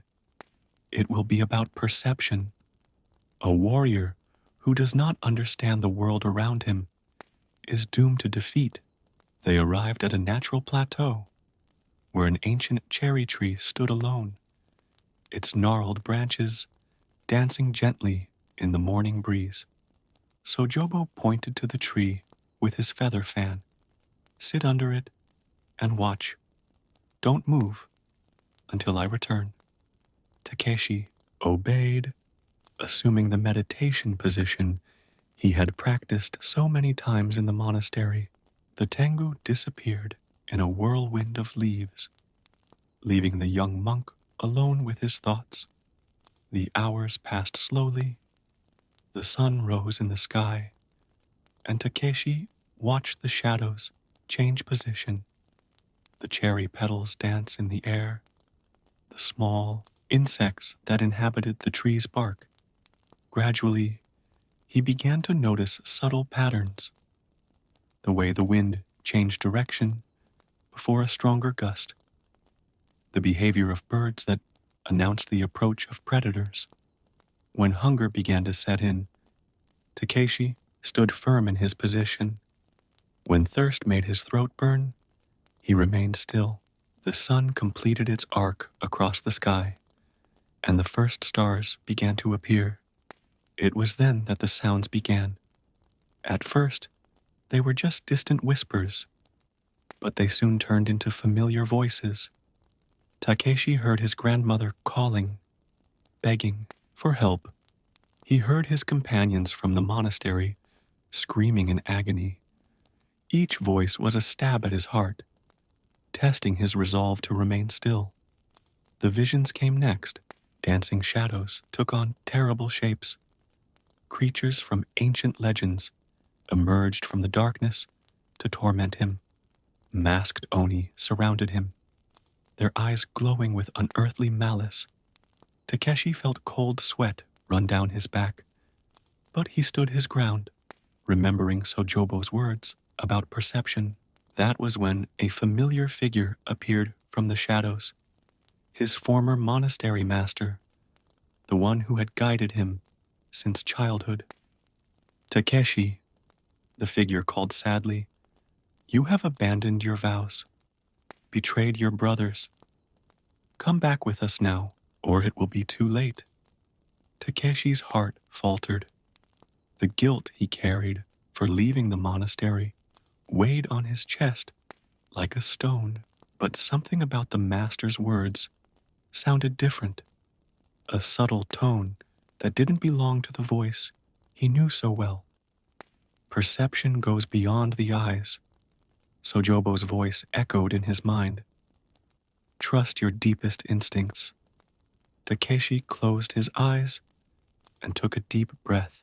The voices, the visions, the night terrors, they were all illusions, tests of his determination and discernment. He focused on what was real, the texture of the tree bark against his back, the smell of damp earth, the real sound of the wind in the leaves. Illusions dissipated like mist at dawn. Sojobo materialized before him, his golden eyes shining with approval. You have learned your first lesson, the Tangu declared. Reality is not always what our senses show us. A warrior must see with his heart and mind, not just his eyes. Takeshi tried to get up, but his legs were shaking after so many hours in the same position. Sojobo supported him with surprising kindness for a being of his stature and power. The forces we face will use your own doubts and fears against you, the Tangu explained as they walked back to the cave. Learn to distinguish the real from the illusory, and you will have taken the first step towards becoming a true warrior. Along the way, Takeshi reflected on the visions he had faced. Master, he asked hesitantly, the voices I heard, were they all illusions? Sojobo paused for a moment, his piercing gaze fixed on the horizon. The voices were illusions, but the feelings they awakened in you are real. The coming conflict will require you to face not only external enemies, but also your own inner demons. Arriving at the cave, Sojobo prepared an herbal tea that Takeshi had never tasted before. The warm liquid ran down his throat, bringing renewed strength to his tired limbs. Rest now, the Tangu instructed, Tomorrow, we will begin your physical training, and you will need all your strength. As he settled down to sleep, Takeshi realized that something had changed within him. The experience under the cherry tree had not just been a test of physical endurance, it had been an initiation, an awakening to a new way of perceiving the world. The soft sound of Sojobo's fan feathers lulled him to sleep, and for the first time since leaving the monastery, Takeshi slept without being disturbed by doubts or regrets. The stars shone through the cave entrance, silent witnesses to his gradual transformation from a simple monk into something more, something that not even he himself fully understood yet. Dawn brought with it a gentle rain that covered the mountains with a silvery veil. Takeshi watched the drops slide down the cave entrance, while Sojobo prepared something in a small black iron cauldron. The aroma emanating from the mixture was simultaneously sweet and bitter, making her stomach churn in anticipation. Today, we will begin your physical training, the Tangu announced, pouring the steaming liquid into an ancient ceramic bowl. This is a sacred elixir passed down through generations of Tangu. It will prepare your body for the challenges ahead. Takeshi accepted the bowl reverently, feeling the heat through the ceramic. The liquid was a deep amber color, and as he drank it, he experienced contradictory sensations. First, an intense cold that ran through his body, followed by a heat that seemed to ignite every fiber of his being. "Get up," commanded Sojobo. "Your body is now ready to receive the ancestral teachings." What followed was unlike any training Takeshi had experienced at the monastery. Sojobo guided him through movements that seemed to defy gravity itself. His gestures were fluid, like water, but carried the force of a storm. The Tangu demonstrated each technique only once, waiting for his disciple to absorb them, not only with his eyes, but with his own essence. Tangu martial arts are not mere physical strength, Sojobo explained, as he corrected Takeshi's posture. They are the manifestation of harmony between the spiritual and material worlds. Each movement must transcend the barrier between the two realms. Hours turned into days, and days into weeks. The training progressively intensified, and Takeshi felt his body and mind transforming. His senses became more acute. His consciousness expanded beyond physical limits. During the nights, vivid dreams visited him, bringing visions of ancient battles and forgotten knowledge. One particularly cold morning, Sojobo took him to a cliff that jutted out over a deep valley. Dense clouds formed a sea of white beneath them, occasionally revealing glimpses of the distant forest. "The next step in your training requires absolute trust," the Tengu declared. "You must jump." Takeshi stared into the abyss, his heart racing. "But master, the fall is only what your eyes see," Sojobo interrupted. "Remember the lesson on perception. What is real and what is illusion?" The young monk closed his eyes, breathing deeply. He remembered the weeks of training, the transformations he had experienced. When he reopened his eyes, something had changed in his perception. The abyss no longer seemed so threatening, and the air currents rising up the cliff became visible to him, like ribbons of energy dancing in space. Without hesitating any longer, Takeshi jumped. The air enveloped his body like a familiar hug, and to his surprise, he found he could control his fall. It wasn't exactly flying, but it was gliding through the air currents with the grace of a leaf in the wind. So Jobo appeared at his side, his black wings outstretched against the blue sky. Air is the domain of the Tangu, the master explained, guiding him through the clouds, but it is also an element that connects the two worlds.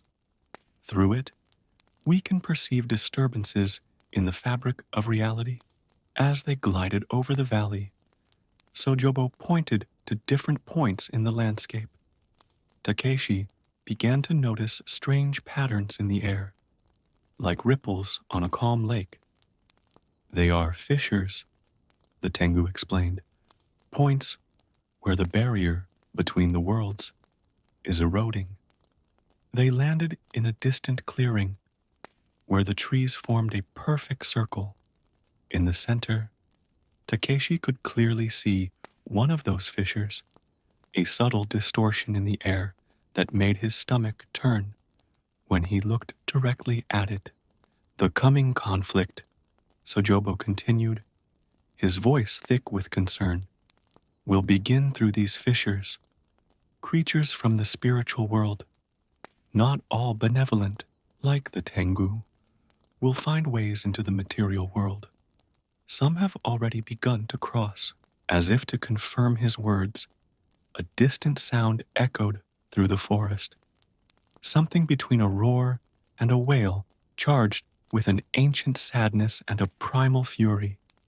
Takeshi felt the hairs on the back of his neck rise in response. That sound, he began, but Sojobo was already moving, his red robes a blur against the vegetation. Come, commanded the Tengu. It's time for you to apply your training to a real situation. They ran through the forest, Takeshi surprising himself with his own agility.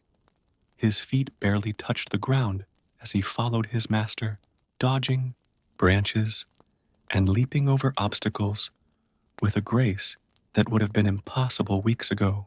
The sound became clearer as they got closer to its source. In a small natural cave, they found a creature that Takeshi recognized from ancient stories. A kodama, a forest spirit, writhing in agony. All around him, dark shadows pulsed with an evil energy. Shadows are spiritual parasites, Sojobo quickly explained. It's feeding on Kodama's essence. If we don't free it, both the creature and this part of the forest will die. Takeshi watched the dancing shadows, remembering his training.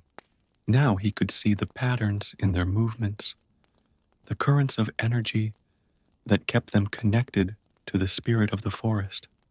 With a fluid movement, he began to execute one of the forms that Sojobo had taught him, his gestures creating patterns in the air itself.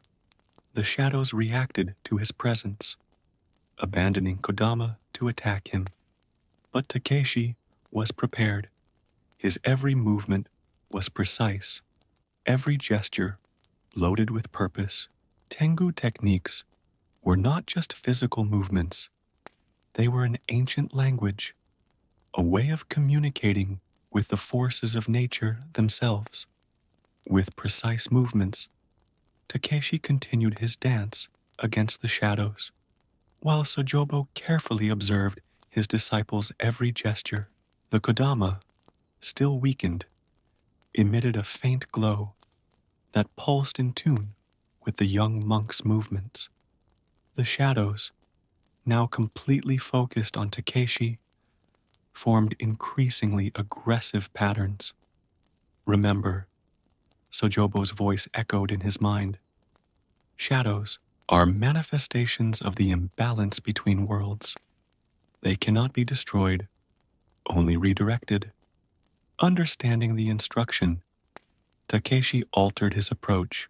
Instead of trying to dispel the shadows, it began to guide them in a circular motion, creating a whirlpool of dark energy. The air around him began to vibrate with an ancient frequency, and he felt a deep connection to the forces he manipulated. The shadows, gradually losing their chaotic nature, began to follow the pattern that Takeshi set. With a final movement, he directed them towards one of the nearby dimensional fissures, returning them to their plane of origin. The Kodama, freed from evil influence, regained its natural luster, and the surrounding forest seemed to sigh with relief. "You learned well," Sojobo commented, approaching. "But this was just a small test of what's to come. The creatures that cross the fissures are becoming more powerful and numerous." The now recovered Kodama floated to Takeshi and offered him a small luminescent seed. "A gift of gratitude," explained Sojobo. "Kodama seeds contain pure forest energy. Keep it well, as it may be useful when the shadows grow thicker." In the days that followed, Sojobo intensified his training even further. Takeshi learned to identify different types of dimensional rifts and the creatures that crossed them.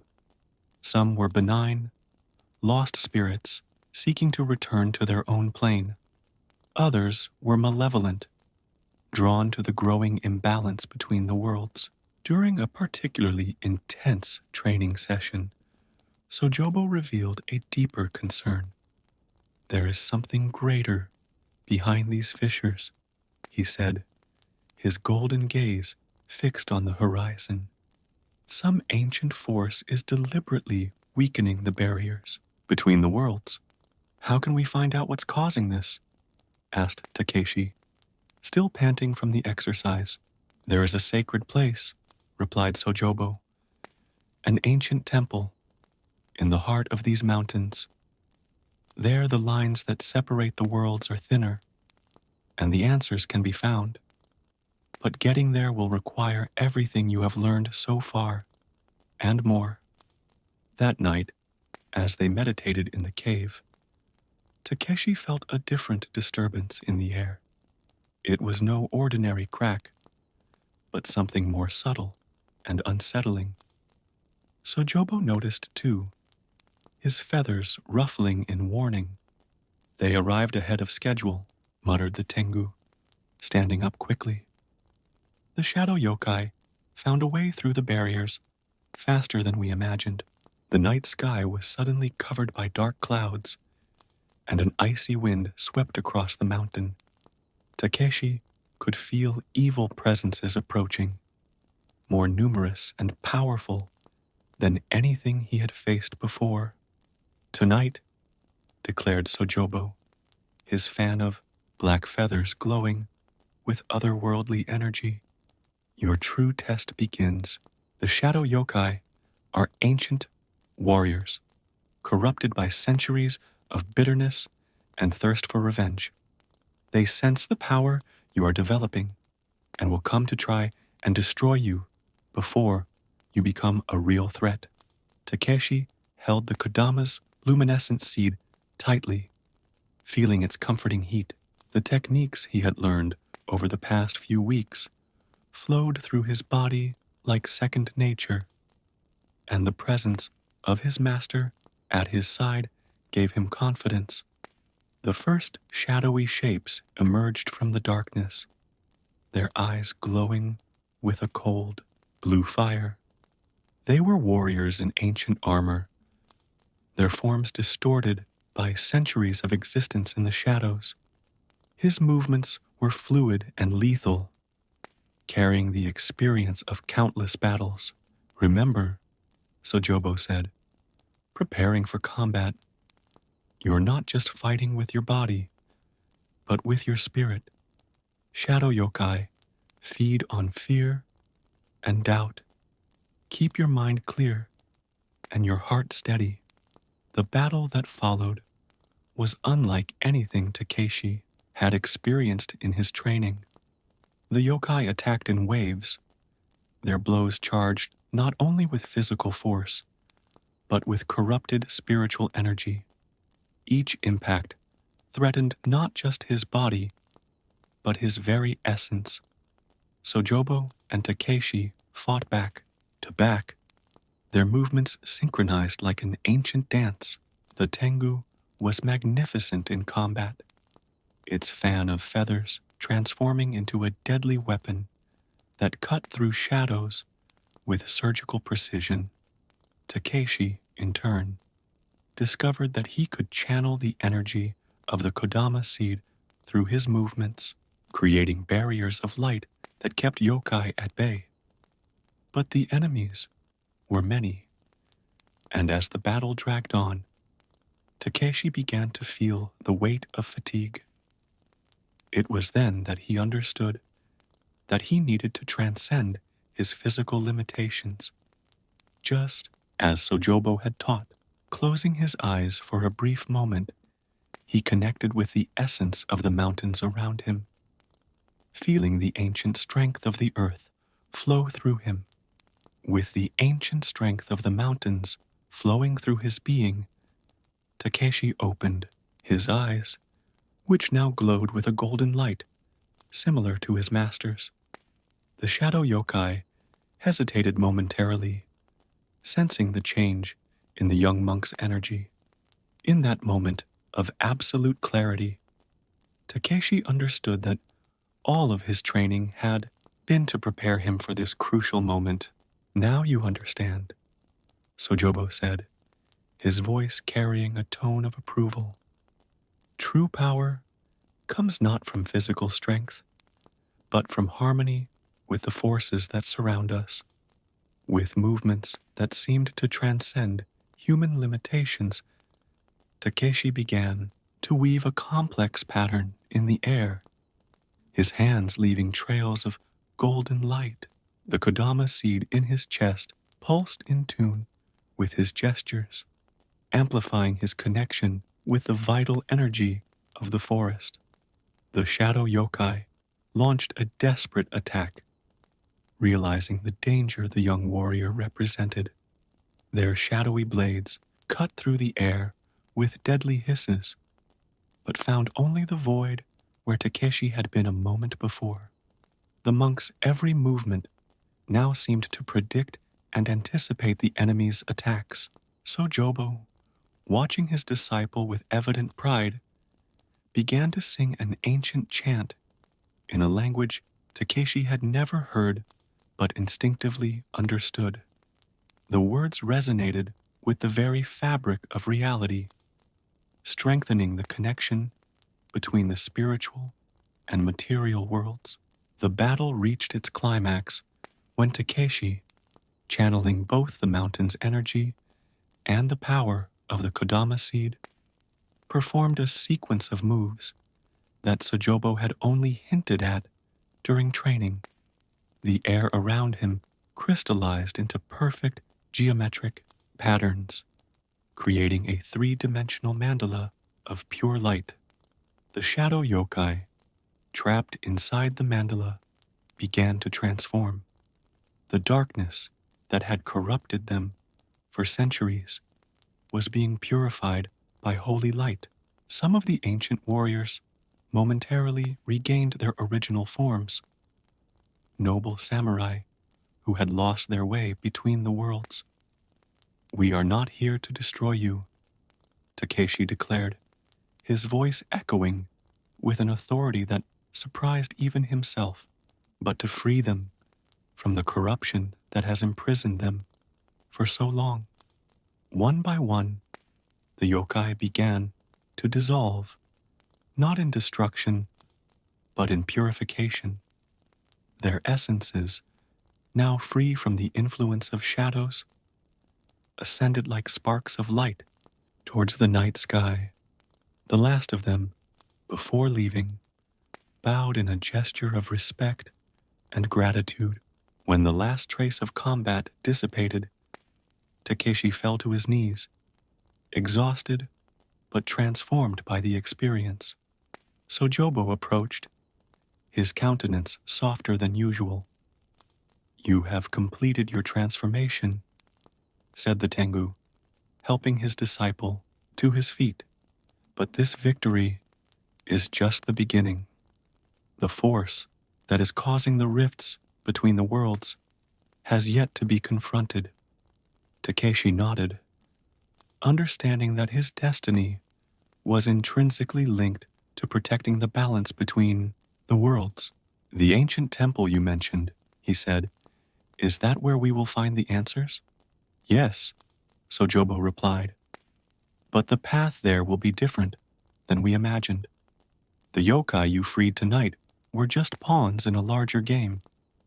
Their true master, an ancient entity that feeds on the chaos between the worlds, will not be satisfied with this defeat.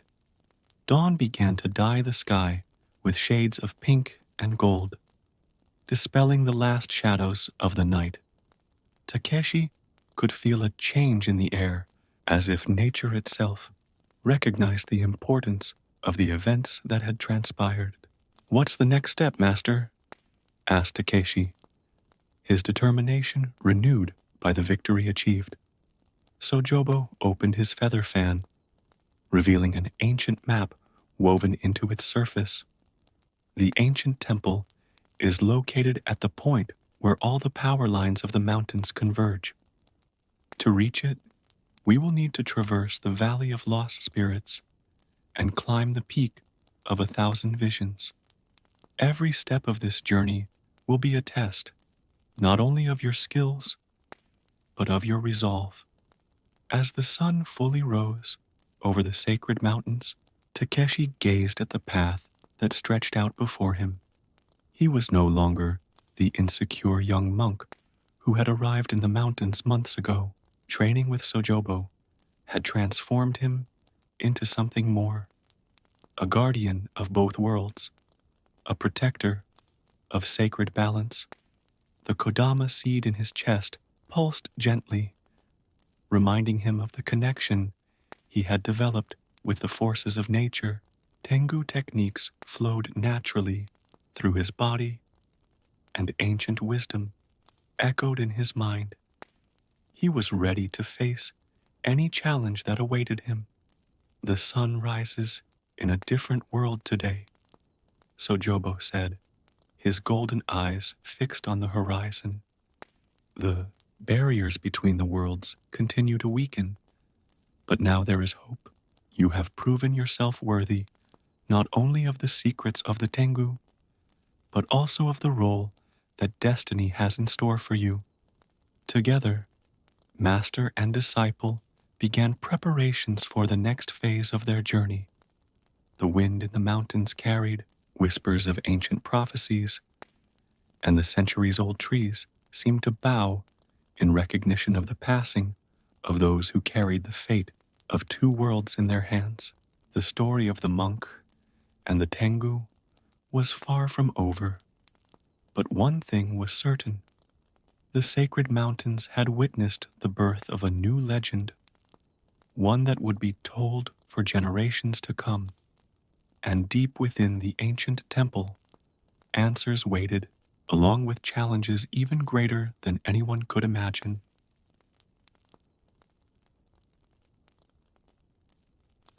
In the greenlands of ancient Ireland, where the sea meets the cliffs in an eternal embrace, there lived a giant whose name echoed throughout the hills and valleys, Finn McCool. He was not just any giant, but the leader of the Fianna, the legendary warriors who protected the Emerald Isle. Standing at an impressive 7 meters tall, Finn was known not only for his extraordinary strength, but also for his wisdom and kindness towards everyone who inhabited those mystical lands. In his home at the top of County Antrim, Finn lived a peaceful life with his beloved wife Una, a woman of normal height, but with an extraordinary intelligence that compensated for any difference in size between them. Una was known for her cunning and ability to solve complex problems with creative solutions, characteristics that made her Finn's most trusted advisor. Mornings on the north coast of Ireland were filled with the sound of waves crashing against the black rocks that stretched as far as the eye could see. Finn spent his days helping the locals, moving gigantic rocks to create shelters, helping fishermen rescue their boats in stormy weather, and telling old stories around fires that he lit with logs the size of ordinary houses. However, the peace of this routine was shattered one particularly foggy morning when a messenger arrived, panting at Finn's door. The little man brought disturbing news from across the sea, from the land of the Scots. Benandonir, the feared giant of Scotland, was spreading rumors throughout the Northlands, questioning Finn McCool's courage and strength. "Great Finn," said the messenger, still catching his breath, "Benandonir says you are just a fairy tale giant who lacks the courage to face you in a fair duel. He challenges your honor and your position as the protector of these lands." Finn, who had never refused a challenge in his entire life, felt his blood boil in his gigantic veins. Una, who was nearby, preparing a pot of soup large enough to feed her husband, watched with concern the change in the expression of the giant she loved. "No one questions my honor or my courage," Finn thundered, his voice making the windows of the house shake. "If Benandonir wants a duel, he will have a duel."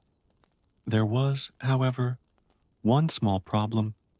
The Irish Sea separated the two giants.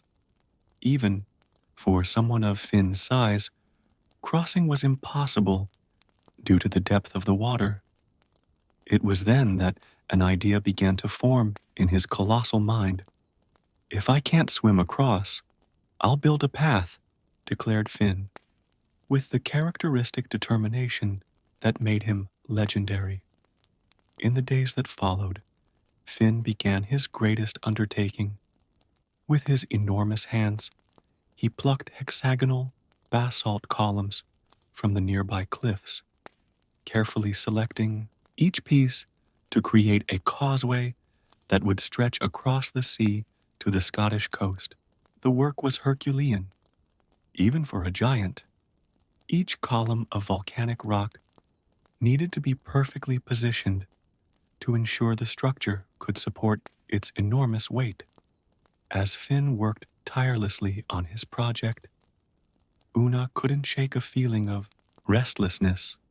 She had heard stories about Benandonir, and something in them worried her deeply. Travelers from Scotland spoke of a giant of proportions even more frightening than Finn's, with a reputation for cruelty that made even the bravest warriors tremble. Day after day, Finn continued his construction. The sound of rocks being ripped from the earth and thrown into the sea echoed for miles. Local fishermen watched in amazement as the causeway took shape, stretching further and further towards Scotland. The hexagonal columns fit perfectly together, creating a pattern so regular it seemed to have been designed by the gods themselves. At night, when Finn returned home exhausted, Una would tend to his calloused hands and subtly try to make him reconsider his decision. "My love," she said in her soft voice, "sometimes true strength lies in knowing how to choose your battles." But Finn, with his wounded pride and unshakable determination, just smiled and replied, "My dear Una, a McCool never backs down from a challenge. Besides, what kind of protector would I be if I allowed anyone to question my ability to defend our land?" As the weeks passed and the causeway came closer and closer to the Scottish coast, rumors began to circulate about Benandonir's approach. Travelers reported seeing a monstrous shadow moving among the mountains of Scotland, and the sound of heavy footsteps echoed across the sea at night. It was during this period that Una began to notice subtle changes in her husband's behavior. Although he maintained his confident posture during the day, at night she would catch him looking thoughtfully at the horizon, as if trying to glimpse the silhouette of his future opponent through the mist that constantly covered the sea. The tension grew with each stone placed, with each meter gained over the turbulent waters. The giant's causeway, as people began to call it, was almost complete, and with it, the anxiety of everyone who knew the legend of the two giants also grew. The confrontation between Finn McCool and Banandaner promised to be an event that would be remembered for generations, but no one could have predicted the extraordinary development that story was about to take. With the causeway almost complete, Finn finally caught a glimpse of his adversary through the sea fog. What he saw made his giant heart freeze. Banandaner was truly monstrous, surpassing him in size by a considerable margin. His shoulders were as broad as mountains, and his arms looked like the trunks of ancient redwood trees.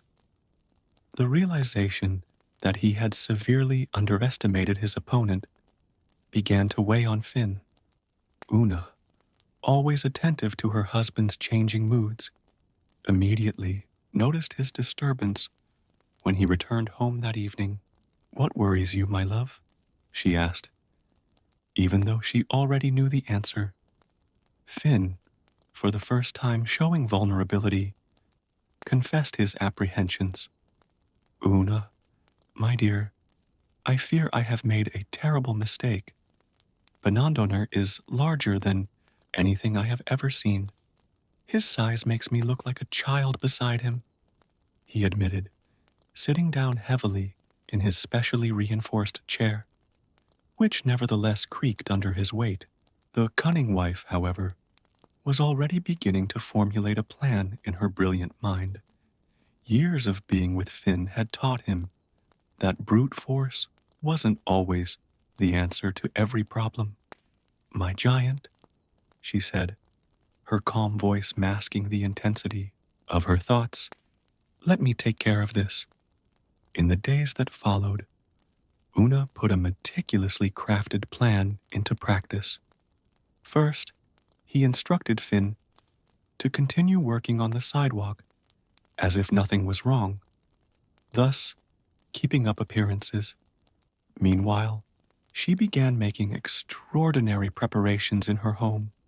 With the help of the locals, who adored Finn and would do anything to help him, Una began transforming her home. He had a gigantic crib built in the master bedroom, big enough to accommodate Finn. He gathered enormous amounts of straw and fabric, sewing what appeared to be baby clothes on a gigantic scale. The women of the village joined her, weaving and sewing day and night. The men worked tirelessly, building the crib and modifying the house. The entire community mobilized, keeping their work secret, aware of the importance of their mission. Amid these preparations, Una also began to cook differently. In addition to Finn's regular meals, she prepared special breads, some made with flour and water, others mixed with stones the size of human fists, carefully disguised in the dough. His plan was beginning to take shape, every detail meticulously thought out. Meanwhile, Finn continued his work on the sidewalk, now with an even greater weight on his heart. With each stone he placed, he felt closer to a destiny he feared facing. The coastal inhabitants began to notice changes in his normally jovial demeanor. He sang less as he worked, and his thunderous laughter, which used to echo across the hills, became increasingly rare. At night, when Finn returned home, he found Una always busy with her mysterious preparations. She reassured him with an enigmatic smile, saying only, "Trust me, my love. Not all problems need to be solved with force." The tension reached its peak when, one particularly bright morning, the sound of heavy footsteps began to echo across the sea. Each impact caused the earth to shake, and waves formed on the surface of the water. Benandonair was approaching along the newly constructed sidewalk. The inhabitants of the coast rushed to their homes, closing doors and windows. Some braver ones hid behind rocks to witness what was to come. Finn himself felt a shiver run down his gigantic spine as the footsteps became closer and more audible.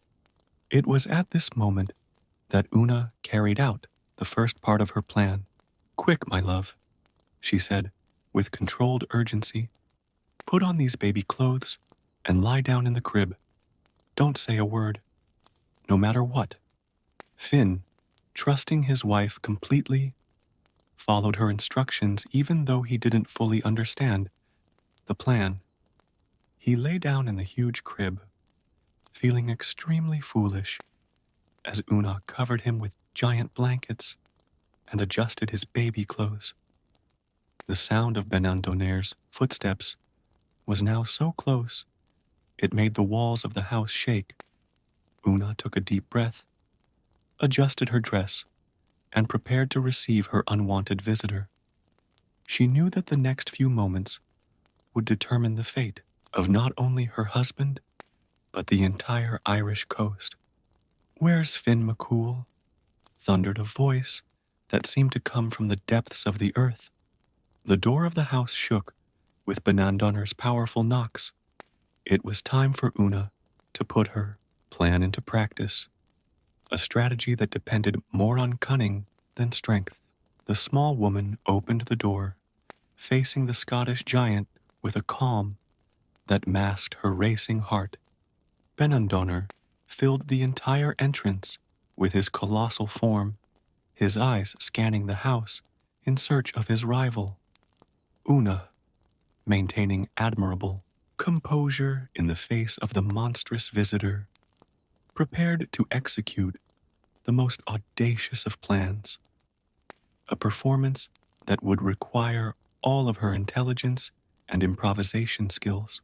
Una bowed gracefully before the gigantic visitor, maintaining a serene expression that did not reveal her inner nervousness. "Welcome to our humble abode," she said, her voice firm and hospitable. "I apologize, but Finn has gone hunting in the mountains. Please come in and get some rest from your long journey."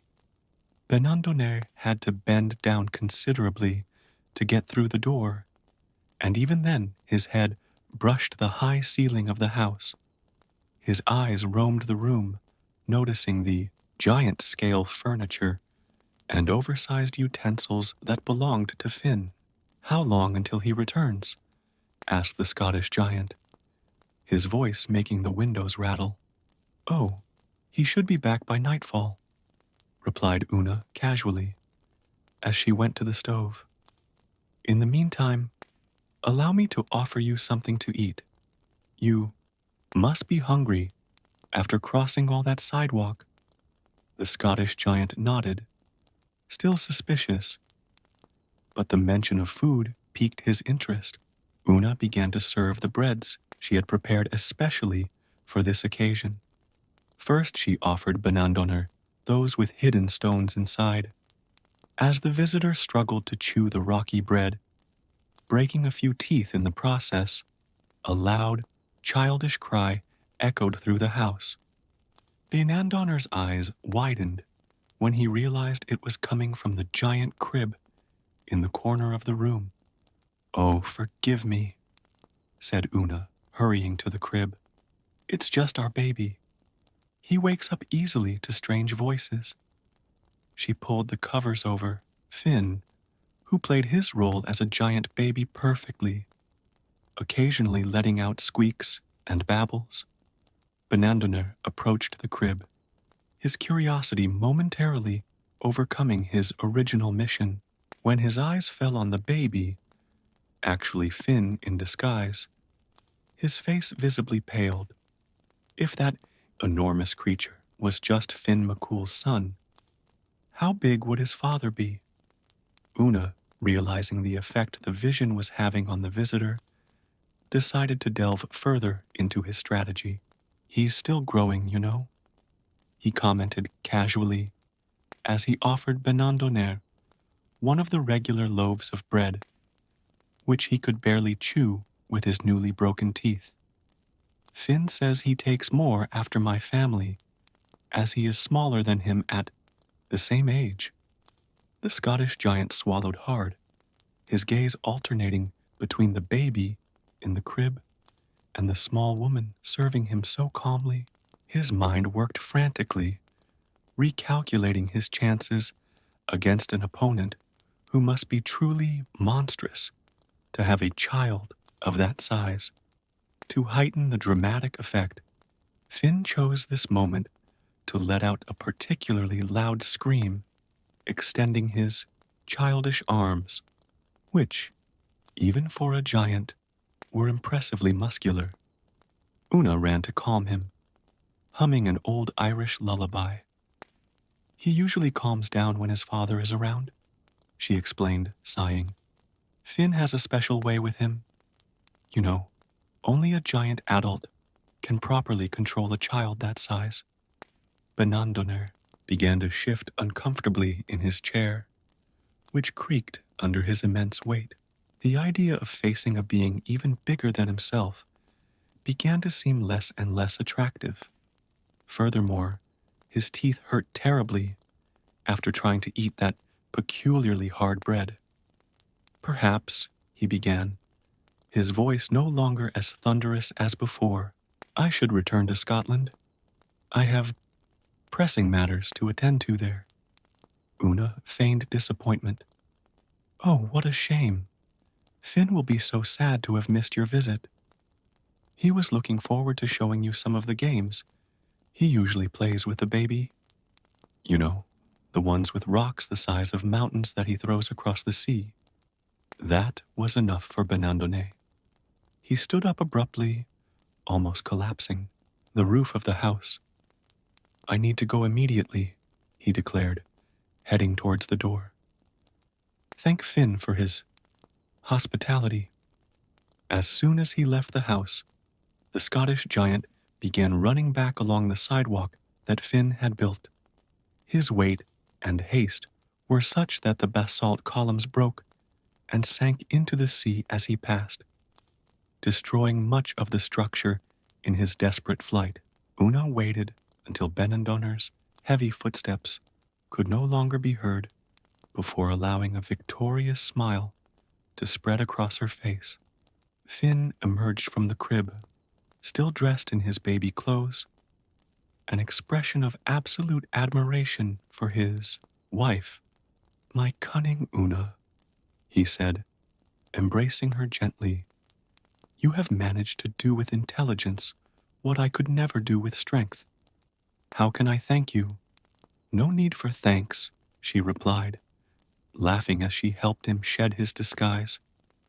Just promise that next time you'll think twice before accepting challenges from unknown giants. News of Benandoner's escape spread quickly along the Irish coast. The locals emerged from their hiding places to celebrate, not the victory of brute force, but the triumph of intelligence over intimidation. The story of how little Una had outwitted the fearsome Scottish giant became as legendary as Finn McCool's own exploits. What remains of the giant's causeway remains today as a testament to this extraordinary history. The hexagonal basalt columns, perfectly fitted together, continue to attract visitors from all over the world who come to admire not only the natural beauty of the rock formation, but also to hear the story of the giant who built it and the intelligent wife who saved him with her cunning. In the years that followed, Finn and Una lived peacefully in their clifftop home. The Irish giant began to value his wife's advice even more, understanding that true greatness is not only measured by physical stature, but also by the sagacity and wisdom of the heart. News of Benandonor's escape quickly spread throughout Ireland, turning into a legend that would be told for generations. However, for Finn and Una, life had to go on. The giant Irishman, although relieved to have avoided direct confrontation with the fearsome Scot, felt somewhat embarrassed at having hidden like a baby. Una, sensing her husband's state of mind, dedicated herself to showing him that his true strength lay not only in his gigantic muscles, but also in his ability to recognize when to back down and trust the wisdom of others. Over the next few nights, as they sat by the huge fireplace in their home, she began to tell ancient stories about warriors who won battles not by strength, but by cunning.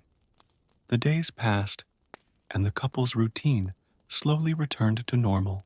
Finn is back to helping the locals with their everyday tasks, but now with a new perspective, where before he would simply use brute strength to solve problems, he began to think of more creative solutions, often consulting Una before acting. The change did not go unnoticed by residents of the region. They watched in awe as the giant, who had previously moved mountains without a second thought, now sat down with children to teach them how to build shelters using clever stone stacking techniques, very similar to those he had used in building the famous causeway.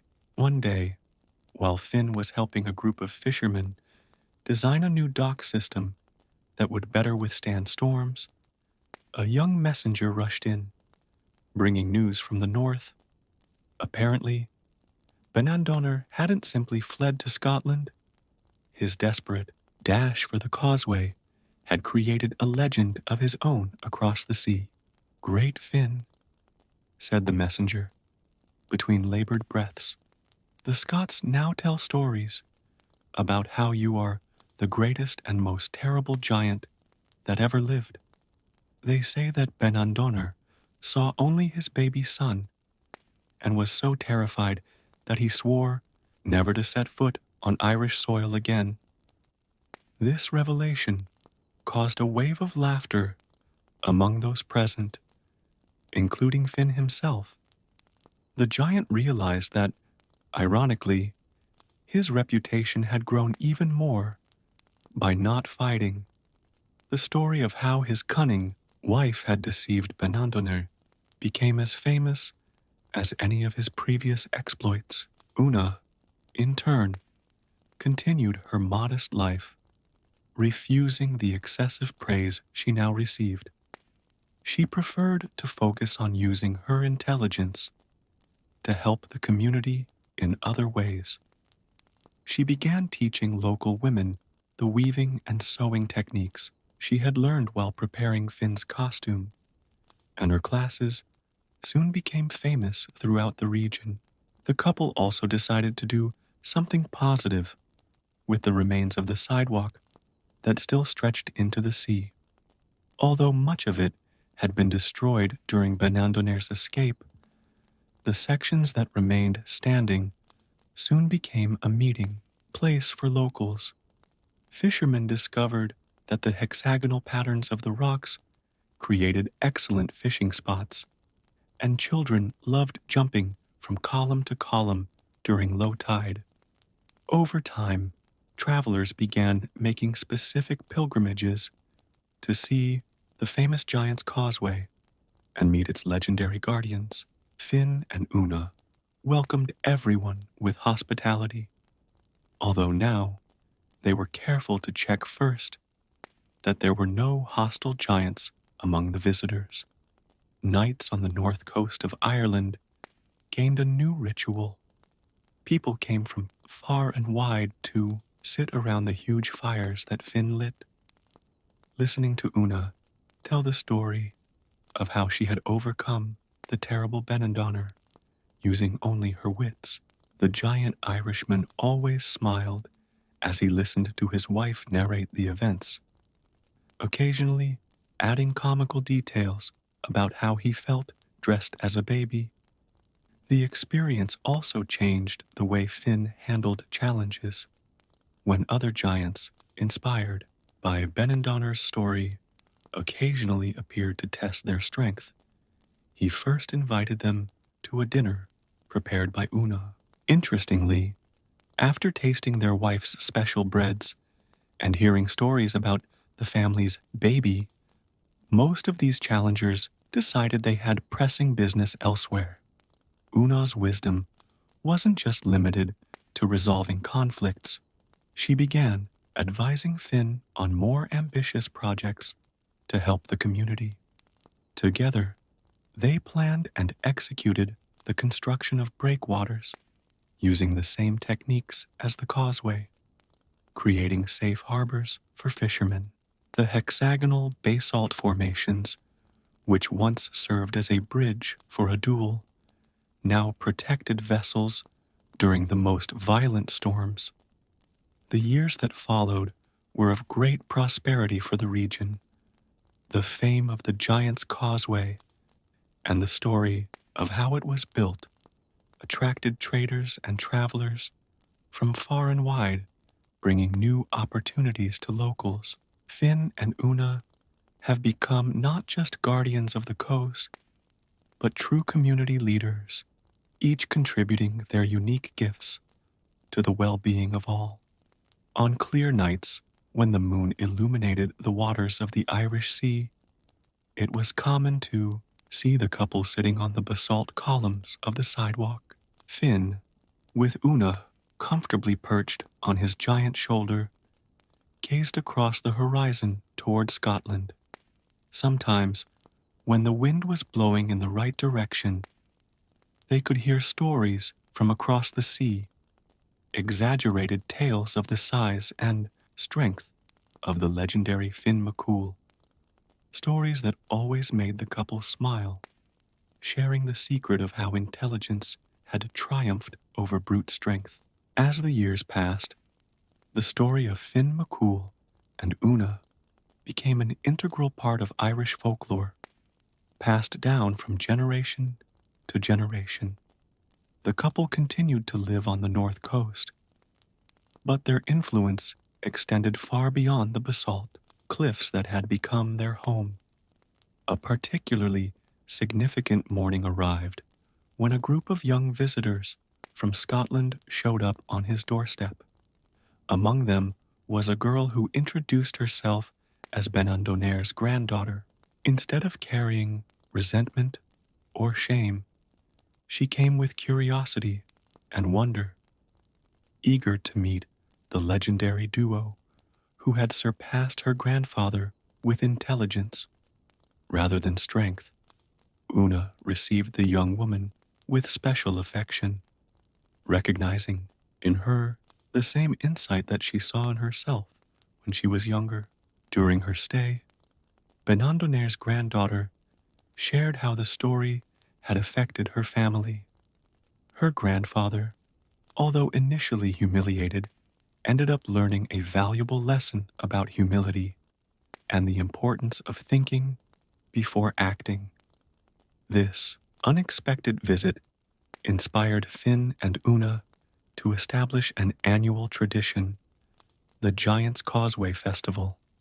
Once a year, people from across Ireland and Scotland gathered to celebrate not only the extraordinary rock formation, but also the values of wisdom, cunning, and the importance of resolving conflicts without violence.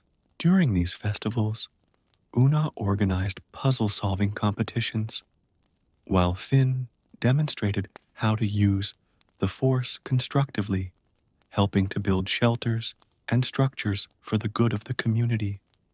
Children were particularly fascinated by these demonstrations, especially when the gentle giant lifted them on his shoulders so they could see the sea stretching to the horizon.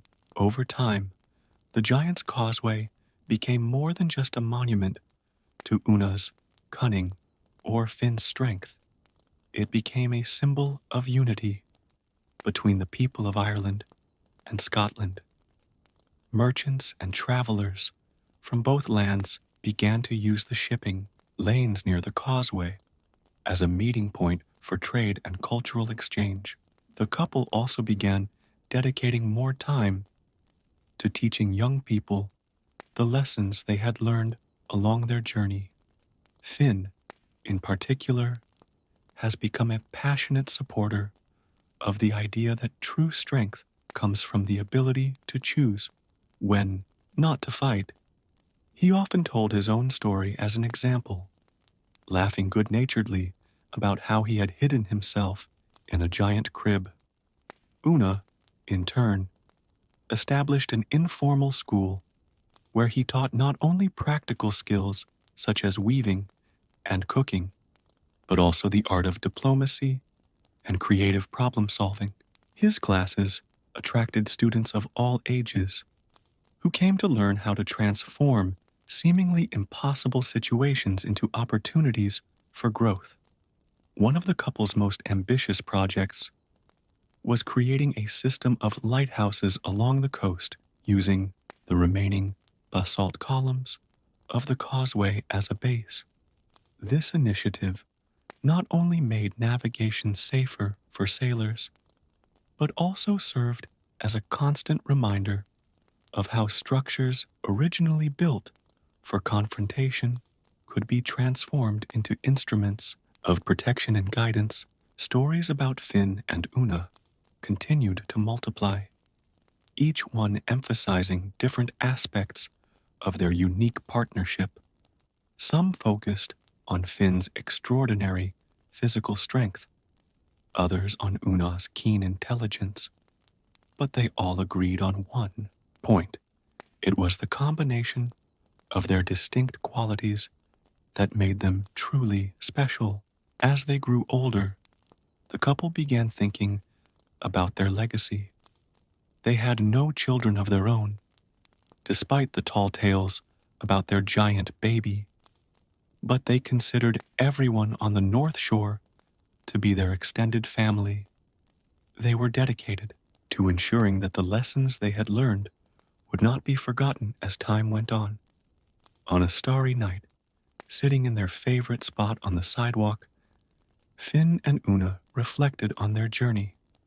The giant, now gray-haired, but still impressively strong, gently held his little wife, whose eyes still sparkled with the same cunning as ever.